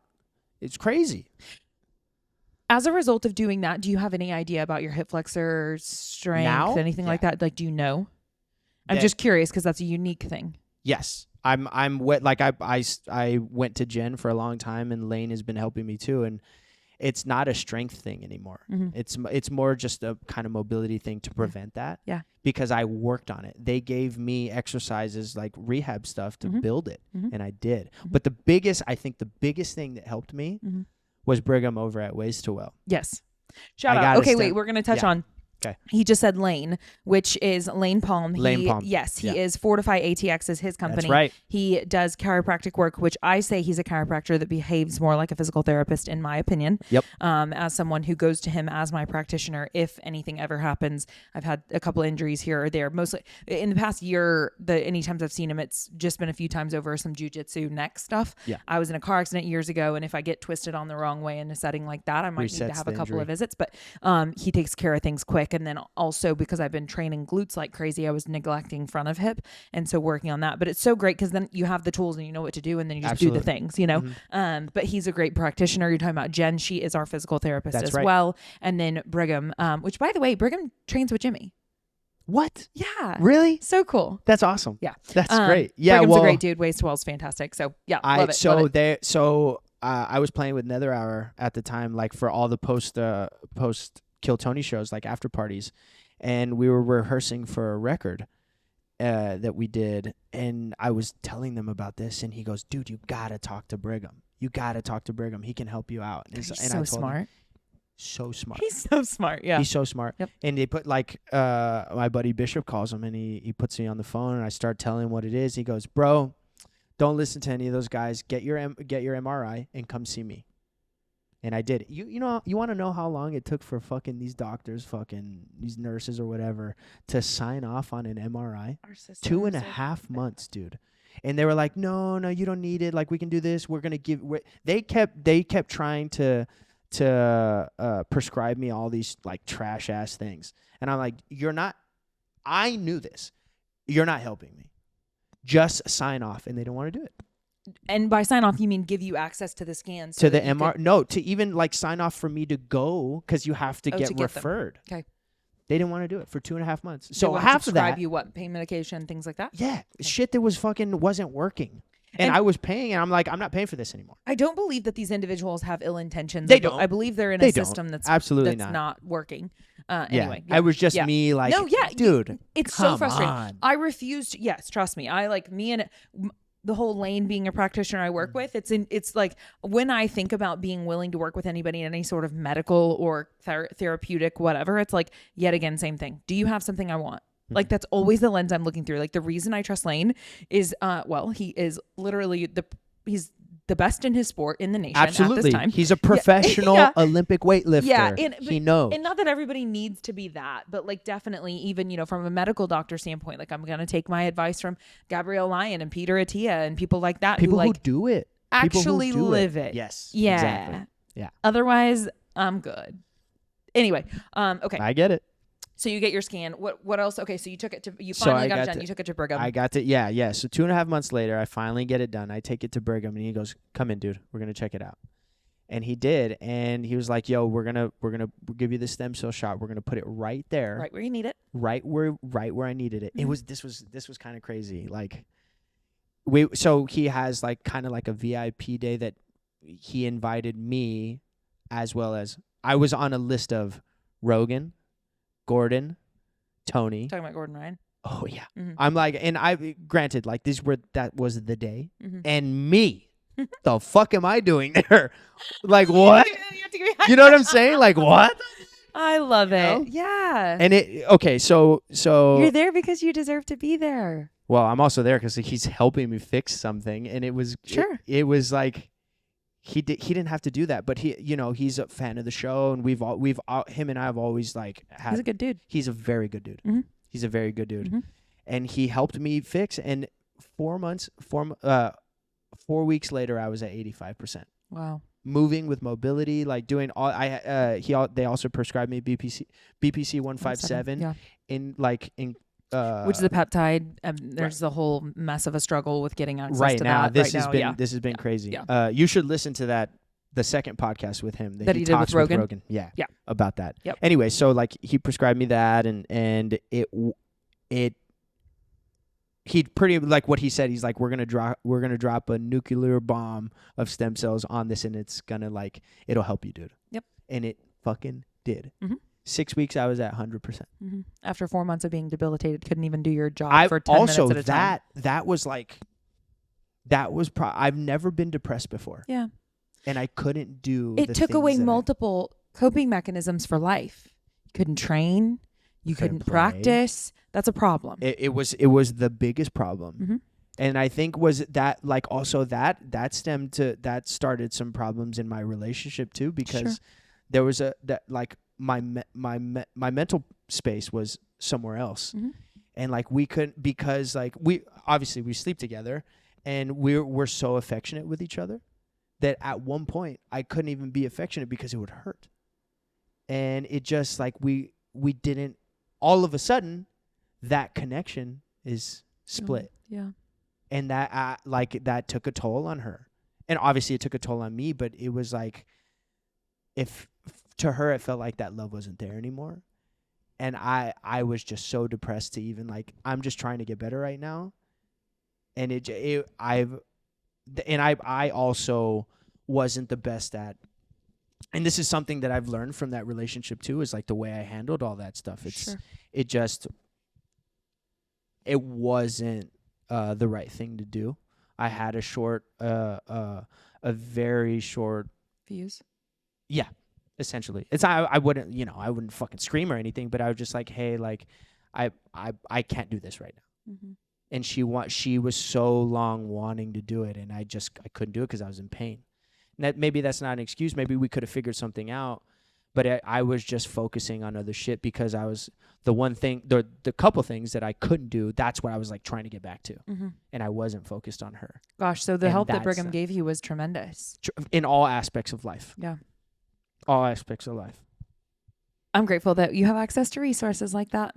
And you've probably learned a lot now and implement different things into your training. Absolutely. And I have to like totally selfishly, but also unselfishly plug that like Pain-Free Performance is like a specialty certification that I've received. I've taken that course multiple times. Yeah. Those like, if you, it's I actually, we can do this off air, but like, I'm curious. Like, I would love to. Is there any pain that you train with? And if so, should we talk about it? Yeah. We could do that later, but I'm like, I mean, whatever, we can do it now. I don't care. I just am obsessed with it. And so yet again, injury and illness, the biggest things we want to avoid as best as possible. And if they happen, then what? And so what can we be doing in our training to help us stay away from those things? And then if one of them happens, be as prepared as possible is like always the thought here. 100%. Yeah. And I've implemented a lot of stuff because of Lane and Jen and just to prevent injury. Mm-hmm. Now I have a whole different mindset on that. Like I wasn't really a stretcher before because I couldn't. So and by that you mean just warming up before your workouts? Yeah. Yeah. Yep. 10 minutes before you do fitness of doing some very specific stuff. Mm-hmm. The risk of injury is significantly reduced. You name it. Yeah. I spent over 20 hours in a classroom spending it just learning how to do that. Really? Yeah. Just that alone, just how to get somebody warmed up effectively. Yeah. In less than 10 minutes. Wow. Well over 20 hours in a classroom on it. Man, much less, like there's a lot more time. But anyway. I may need to talk to you about that. No, I'd love to. Because drumming is such a physical thing too. And here's the thing too. Like marching band, any drummer, anything that anybody who does this professionally, what we do is a sport. Mm-hmm. And a lot of people don't see it like that. Yeah. And that's also why I train so hard. It's so physical. It's so mental. Like you can't. Physical and mental. I was going to say, you can't like connected. Dip out in here and can't. do all of the like. I cannot fathom doing what you do. And what I do, I feel is demanding. And I cannot fathom doing what you do. It's definitely. Cognitively demanding. Both. Physically demanding. All of it. Yeah. All of it. Yeah. So that's why that's why I also train to very hard. Yep. So that way I don't feel any of that. Yep. On stage. Yep. You know? Mm-hmm. And then mentally too. Like I'm refreshed. Like when you go and do something really fucking hard in the morning, mm-hmm. I am stress free. Every thought that I had going into and I've noticed it even more recently, the days that I don't go into the gym, I'm like thinking about like like just these, from the personal side is like, why is this creeping into my, because I didn't do a fucking hard shit today. Mm-hmm. Because I didn't go like. We're hardwired for hard work. I think so. We are. I think so. According to the scientists that I listen to, they say we are. Me too. Yeah. I believe them. Yeah, so do I. Well, and that's why you went and cold plunged right before this, which maybe eventually by now, are you like... I'm warm now, baby. I'm warm now. Yeah, but coming to learn like, okay, I need to do hard things. Absolutely. That's important. Yeah. Okay. So I do want to ask, so the rest of your week really unfolds similarly to Monday, Tuesday, as far as like... Pretty much. Still just a lot of work, a lot of practice. Yeah. Should work on sleep. It's something you're actively working on. Trains hard. Like I think we got some key takeaways there of just... Because I think that's the thing is somebody could see your life from afar and not have a clue the amount of hard work that goes in even today. Like as like you're in a position where maybe some would say, now he's made it, And of course I'm curious because you're probably like, I haven't come close. Right. I love that for you. But then, as a matter of fact, I need to, like, I've always, for the people who have like, oh man, you're doing this, is like, dude, I got to work 10 times harder now. Yeah. Yeah. I have to. And it will propel you to such heights. And then also such experiences. It's quite an interesting thing. So dating Jimmy, his paramount goal, what he told me the first day that we met, and I asked him, what are you doing? Because once I figured out all he does, I was like, what are you doing with all this? Like, this is a lot, dude. And he was like, I want to be a superhero to millions of kids, period. Wow. And I was like, that was concise. Wow. Like, you've put some thought into that. Exactly. Right. And so then it's just been interesting getting to date him and be close proximity and writing the balancing act of a supportive role of like, knowing that all of that hard work and I mean, just the relentless pursuit is what's propelled him to this point, which is amazing, and how he's got a lot more he wants to get done. And so supporting and encouraging all of that, and then also attempting to like bake in little bits of like, hey, you're amazing right now, just as you are. Like, go get all of that stuff, and yet you're fantastic as you are this moment. And it's a very fine line when you're in that position too. Right. And who knows, like, even as I say that, like, I'm attempting to be as best of a supportive partner as I can be. Not like, I don't know if, like, I'm sure I could be doing better at that. Right. But supporting the go get it. And then also the right here now is really good too. And you get to be really proud of who you are right now too. Whether like those accomplishments, it's, I don't know. I've got a lot of thoughts about it, but it's like, we want to go chase big stuff. Absolutely. And then also, we have value separate from that stuff. Does that make sense? It does. Yeah. It does. And that came pretty clearly to me when I was on that couch and couldn't get up, because I've identified so much into working out, into playing drums, and who I am as that. But like, once all that was taken away, it was like, who the fuck am I? I didn't know. Yeah. That's why I was depressed. Right. And as soon as I got back into doing it, it was like this dark cloud just went away. Yeah. It's crazy. Yeah. And you learn some new tools to help you hopefully not get to that place again. Yeah. But I hope that you experienced some love. That girl that I mentioned earlier.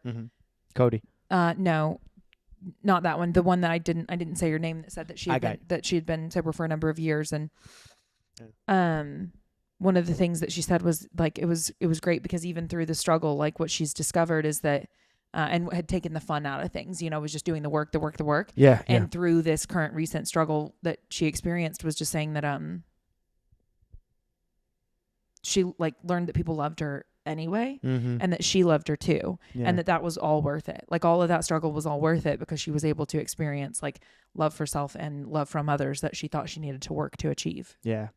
That calibration, I think that's pretty tough for me too. Right. Connecting those things. Totally. Yeah. Oh my gosh. If I'm not helping you, why am I here? Like, that's something I really grapple with. Yeah. Oh yeah. Yeah. Okay. So I do want to ask you, what do you feel that if you were to like define success for yourself? For myself? Yeah. I've always had and this is a conversation going back to when, like, the conversation we had, my ex-fiance and I, right before we split. It's like, there's success for me since I was a kid. I've always wanted to be the best musician, drummer that I can be. But also I for some reason, I see myself playing stadiums. That was like one of my goals with whoever it is. I just, obviously, like, I do the work, but you know, some people don't get lucky enough to do that. But I want to play Wrigley Field and Fenway Park. It's always, because it makes I sense. knew I was never going to do it as a professional baseball player. But now that I see that like bands do that, hey, there's my avenue. Yeah. I don't know how I'm going to get there. I'm going to do my best in the moment, how we've talked about, just in that moment, whatever it is that I need to do. And then maybe it'll lead there someday. And I think if you put that out there. So here's the thing. That's a great place the conversation that I had with her, because we were dealing with some resentment growing on both sides and some distrust, because I was pretty much like saying like, hey, I need to focus on this career right now. And she was asking me to take a little bit of time away, maybe not take some tours that aren't as important, or, you know, asking me not to work. Yeah. And I took that as like, oh, you're trying to take my career away, which is not what she was doing. Sure. I didn't know it at the time because I was just like, nah, I got to do this. I got to get really good. You know, there's things that are super important to me. And I remember telling her, hey, I just feel in my gut there's going to be a shift in my career. And I'm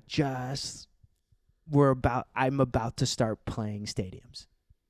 I'm about to start playing arenas. Not even a month later, Tony tells us in the green room on a Monday night, hey, we're playing the HEB Center for New Year's Eve. Back-to-back nights. Hey, what? Yeah. Sometimes you just have to follow your gut. Yeah. Sometimes. I don't know what it was. I just was like, I need you to trust me right now.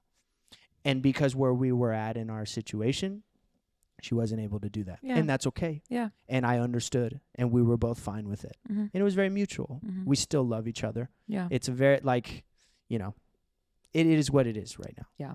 But success for me, I want to be at the highest level that I can be. And that's like, I remember going to see Earth, Wind, and Fire for my very first, you know, my very first concert in an arena in front of 15,000 people. Wow.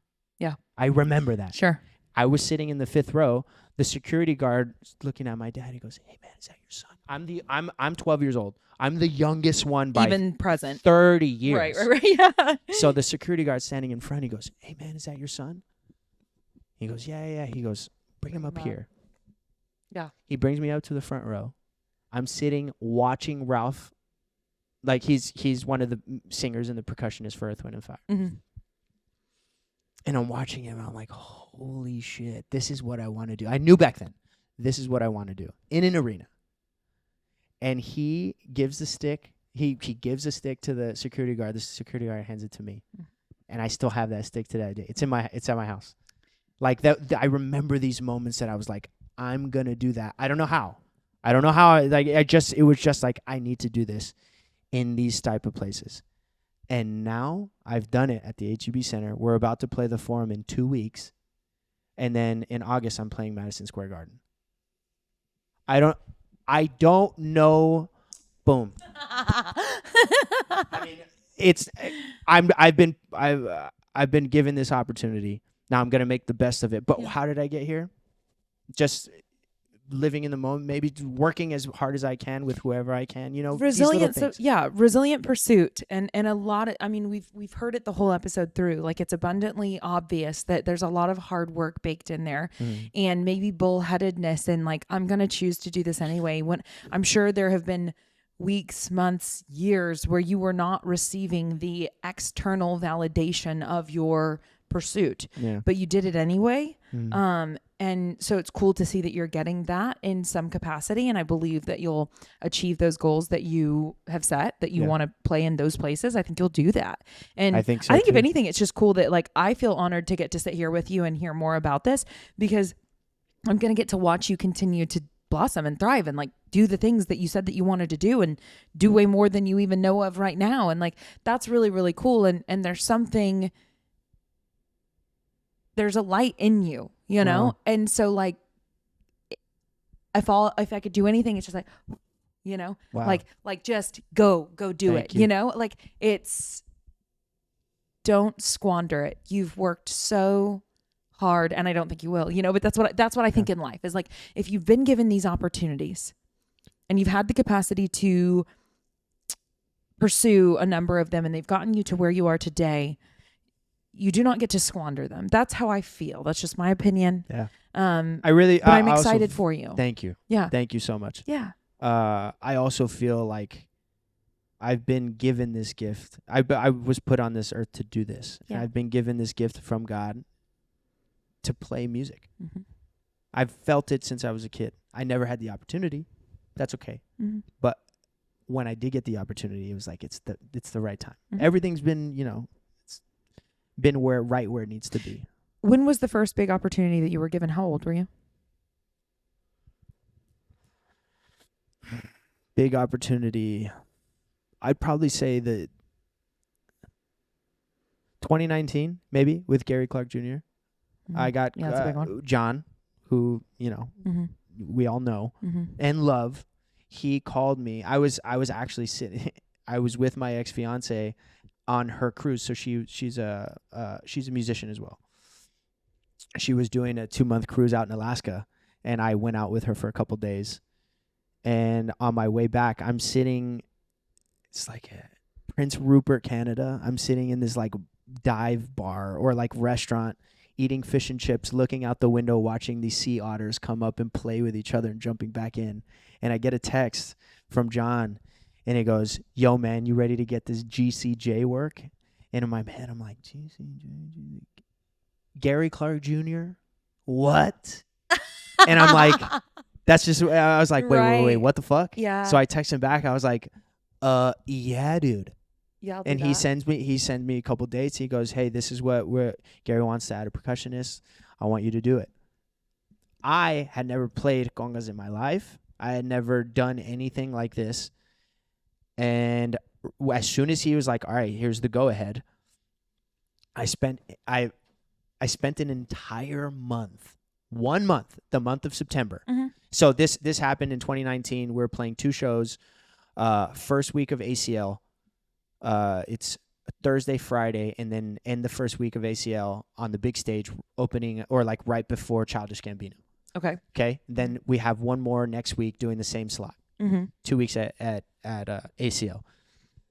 So the entire month of September, I listened to he sends me an email with the set list. I'm looking at all these songs. And cool. I listened to every song multiple times, and I still have the notes in my phone of every percussion instrument that I can hear on every song, and I just list them out. I make a list. As soon as I get back home, I go through my inventory. Whatever I don't have, I go right to Tommy's Drum Shop here in town. Shout out Tommy's Drum Shop. Buy whatever I don't have. And this is just me investing. I buy whatever I don't have. I get it.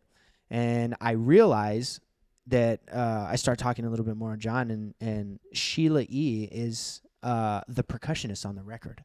And she plays drums for fucking Prince. There's a connection there. Like, Prince is my favorite artist of all time. So I'm like, oh, now I'm playing her parts. Oh, I really got to fucking kill this. I listened to every record that was on the set list, more, just in case something changes, because it changed. Like, he likes to play other shit every single night. Cool.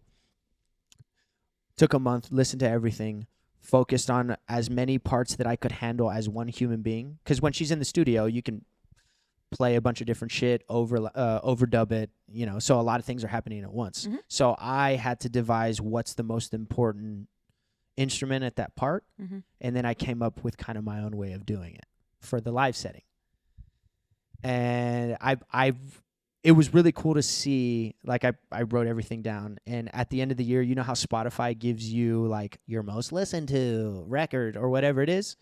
Every category on that was Gary Clark Jr.'s records. All the music.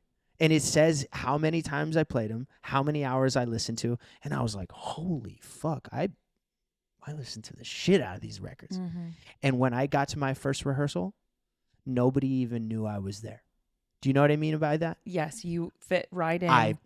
Exactly. Yes. Yeah. Well, and I even just hearing you talk about that, because I have no context. I've never been a musician at all. So you talk about the layering and the picking the most important parts and the doing all the picking like everything that you're saying is all just foreign to me. And then I'm like, all it does is just deepen my awareness, which isn't much, but it deepens my awareness of like, there's so much creativity into this, right? For sure. Because you had to select those things, right, and then spend, gosh only knows how many hours upon hours upon hours upon hours. It was definitely a lot. Yeah, it was definitely like hundreds, I would imagine.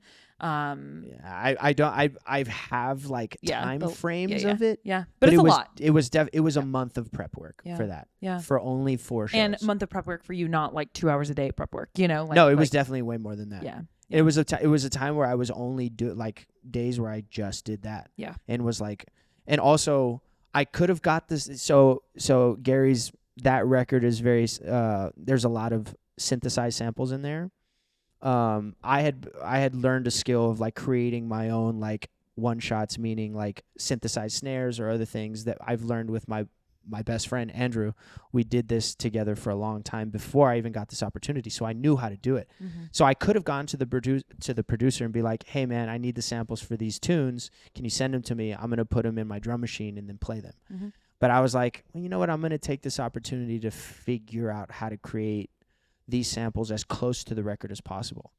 And then I did that. And I was like, whoa, cool. I actually did that work. And then I showed it and they were like, yo, that sounds great.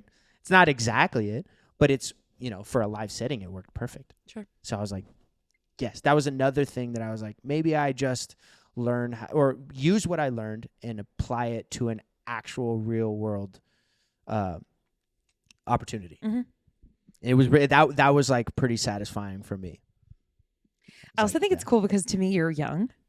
Really? And so, oh yeah. Well, Are we the same age? We're the same age. Yeah. But that's what I mean is we are young. Oh, and absolutely. so I look at like, for these to be your accomplishments at this time, to just know that there's most likely a ton of runway ahead of you with so much more opportunity, with so much more work, but with also the different seasons and the ones where you get to prioritize learning how to sit with self if you so choose, or what, you know what I mean? Like whatever, like, these, you know, the time with your family, like you're going to have so much just cool stuff ahead of you. It's cool that you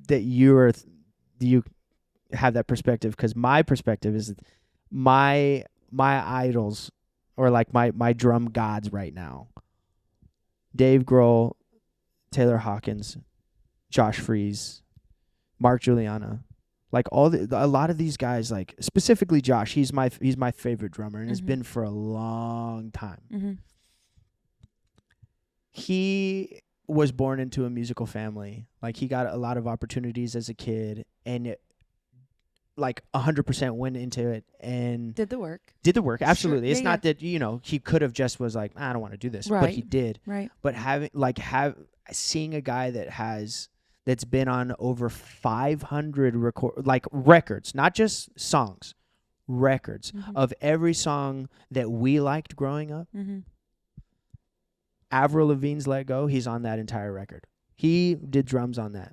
Who would have thought? I'm just starting to realize that as I'm starting to study these guys. Like Evanescence record, the first one, he's on that entire record too. One of my clients is going to love that. She's such an Evanescence fan. So check this out. Like my ex-fiance is first cousins with Amy Lee, and we got to go to an Evanescence concert, hang with them, and I met Will Hunt, who is the drummer now. She's incredible. And I asked her like, yo, how was it working with Josh? And he goes, he's a fucking sweetheart, he's a professional, and like I wouldn't have had anybody else like play on my record. And hearing that, I was like, these are the guys I'm looking up to. These are the guys that are like what you were talking about, accomplishments, how like we're so young. Like he's had, and I think that's what fires me up, is that his career is just so far like crazier because he started younger. But like I strive to have as many of those things as a person as he is. And it just like, I'm about it. You know what I'm saying? Right. And they give you access to that kind of hope. At least for me, like I can look to other people who have accomplished incredible things. And I'm like, thank you for giving me better vision. Yeah. You know, thank you for giving me a different perspective to look through. Thank you for giving me new ideas. 100%. For knowing that I can strive for more than what I knew that I could strive for before. Absolutely. So that's cool. Okay. We're going to land the plane. I know. But this is so cool because it's so far outside of the world that I like live in. Yeah. And so you've given me an opportunity to just learn a thing or two about something that I'm not familiar with. And then also just get so much more bought into your journey. Wow. And it's going to be really, really cool. Like for me to continue to watch as you do all the things that you do and be like, that dude, like I know him. He's a good dude. The humility, it's real, you know, like it's, anyway, I think it's cool. So thank you so much. Yes. And thank you for your time. Well, thanks for having me. This was really cool. You hit me up a couple days ago and you're like, hey, you want to come do the, yes, yes, I do. Yeah. Yes. Thank you. I appreciate your time. Your time is very valuable and you're very intentional with your time. And so the fact that you've chosen to put it here is, I appreciate it. That's what this means. This right here. That means intention. Oh, really? Oh, that's pretty. You show it towards the camera. Show it towards the camera. Yeah, show it towards the camera. That means intention. That's cool. How long have you had that? 21. June of 2021. Okay. It's my second tattoo. This was my first tattoo. This was my second. You Couple got a months few more going on. Yeah, I got a lot of them. I'm they're kind beautiful of too. Oh, I love that. Yeah. This is my favorite shoe, the Jordan 1. I love it. Chicago. And then it's got like a flower coming out of the Jordan. It does, yeah. Mm-hmm. And then the drum. Gretsch snare drum that looks like a disco ball. Shout out to my boy Eeyore.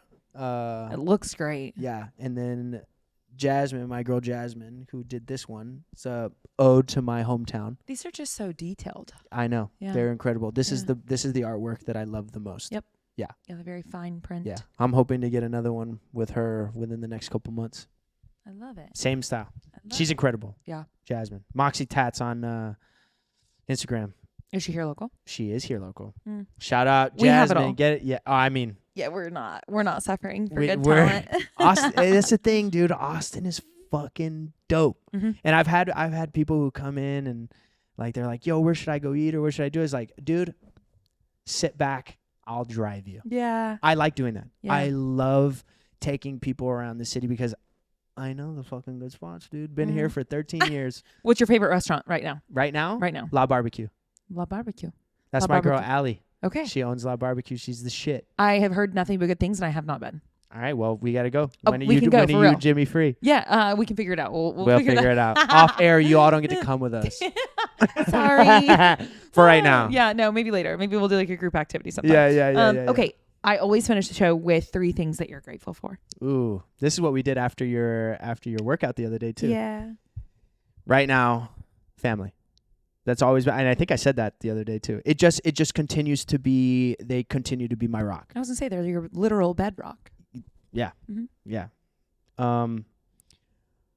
I'm grateful for some time that I'm like actually spent. I know I talk shit about like not wanting to be alone, but I think I've been gaining a lot of clarity in that. Mm-hmm. I don't like it. Yep. It fucking sucks. Yep. But I think I'm learning who I am as a person for that. And then I'm just grateful for having the opportunities to play with the best in town and actually be grateful to call them friends. Yeah. Charles, John, Dane, Andrew, all these guys that I play with, Matt, Carlos, like they just continue to invest in me and me invest in them, and we're coming. Like the community is the biggest thing. Mm-hmm. You grow as a community. Yes, and that's what you have, and that's one of the things that's in the water here in Austin that makes it so special. Is we like get it with that. I think so. It's a beautiful culture to be a part of in that way. There you go. I love it. Okay, 3 things I'm grateful for. Yes. I am grateful for, it's my mother's birthday. Love it. So I'm grateful for a loving mother that I have a good relationship with, that I can call whenever and she'll listen to me talk. And I've been taught to ask her how she's doing today. Has she been on the podcast? She actually has not. Last time she came to visit, we talked about it, and then we just did some other things. But she's going to come back soon by herself, and we'll have more time. Anyway, I would has love not. to see that. Yeah, absolutely. She's great. So she is in my coaching group, and like I said, cool. for the group online, we do once weekly coaching calls that are live on Mondays, and she colors something and brings. And she's been a part of it since it launched, which was January 2022. Yeah, she's doing better with her health than she's done in my whole lifetime. Like she's thriving. And she colors something every week that's like inspiring, like some quote page with like flowers on it and whatever, and like holds it up whenever people like do good things or they like say anyway. She's just so cool. So yes, it will be really like I will have her on. Love it. And it will be so cool. Love it. She seems like a sweetie. She's pretty cool. Yeah. And then I am also grateful for, I have to note that 3 years sober today. Absolutely. So like, how could I not be grateful for that? Because I love that people are saying it's my like reborn day, and we do call them sober birthdays. Yeah. And I feel very strongly that I was given an entirely new life 3 years ago. And it was gnarly hard. In fact, if this speaks to you and you haven't listened to the podcast episode that was like 2 back, there's a lot of people in recovery that have been on here and there, but Danielle Cobb was one that was like 2 weeks ago by the time this comes out, I think, that was, if you want to hear more stories about like the first year of recovery, if anybody listening wants to hear that, we kind of talked about the grief that's packed in there and the hardship that's in there, the loneliness, you name it, from both of our perspectives, as she's someone who's about to celebrate 9 years. And anyway, so I'll just leave that there, but it's, I I wouldn't be sitting here today with you if that didn't occur. Wow. You know, I wouldn't be a person that could have asked you to come be in the room with me and you'd have wanted to be. And it wasn't because I was terrible. I just was in my own way a lot. Yeah. So anyway, and then last but not least, I am grateful for, I think I'm just going to say the physical fitness thing. We've talked a lot about that, and I feel like I don't mention that in the gratitudes enough, but I'm grateful for like a body that can do dope shit. 100%. Totally. 100%. Worth it every time whenever you show up and you do the things that you don't want to do. Worth it every time. Yeah. So I like to give an honorable mention to everybody at Anna in the community, because that's like, I really felt that even like this morning, because I've been so emotional these past couple of days.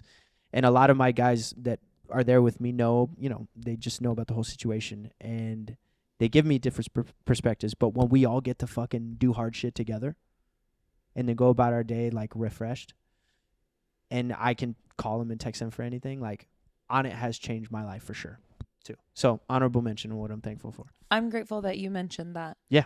It's one of the biggest things for me. Shane, actually, he's like the director of the education stuff with them and has been for a long time, Yeah. Shane Hines. And he recently did a workshop, and in that workshop, he did a specific call out, and he mentioned me. And he said, well, whenever I first showed up in Austin, I didn't work there for the first like year and a half or something of being in Austin. And he was asking like, why do you keep coming back here? You know, like I worked elsewhere and I was all over the place. And I still love going and supporting all sorts of different facilities. Like I love that about Austin. We get to be collaborative, and On It supports me in choosing to go and be all over the place as well. Yep. And so he's like, why did you keep coming back? And I'm like, because you're family. Like from day one, it feels like that. From day one, they've always treated me like family.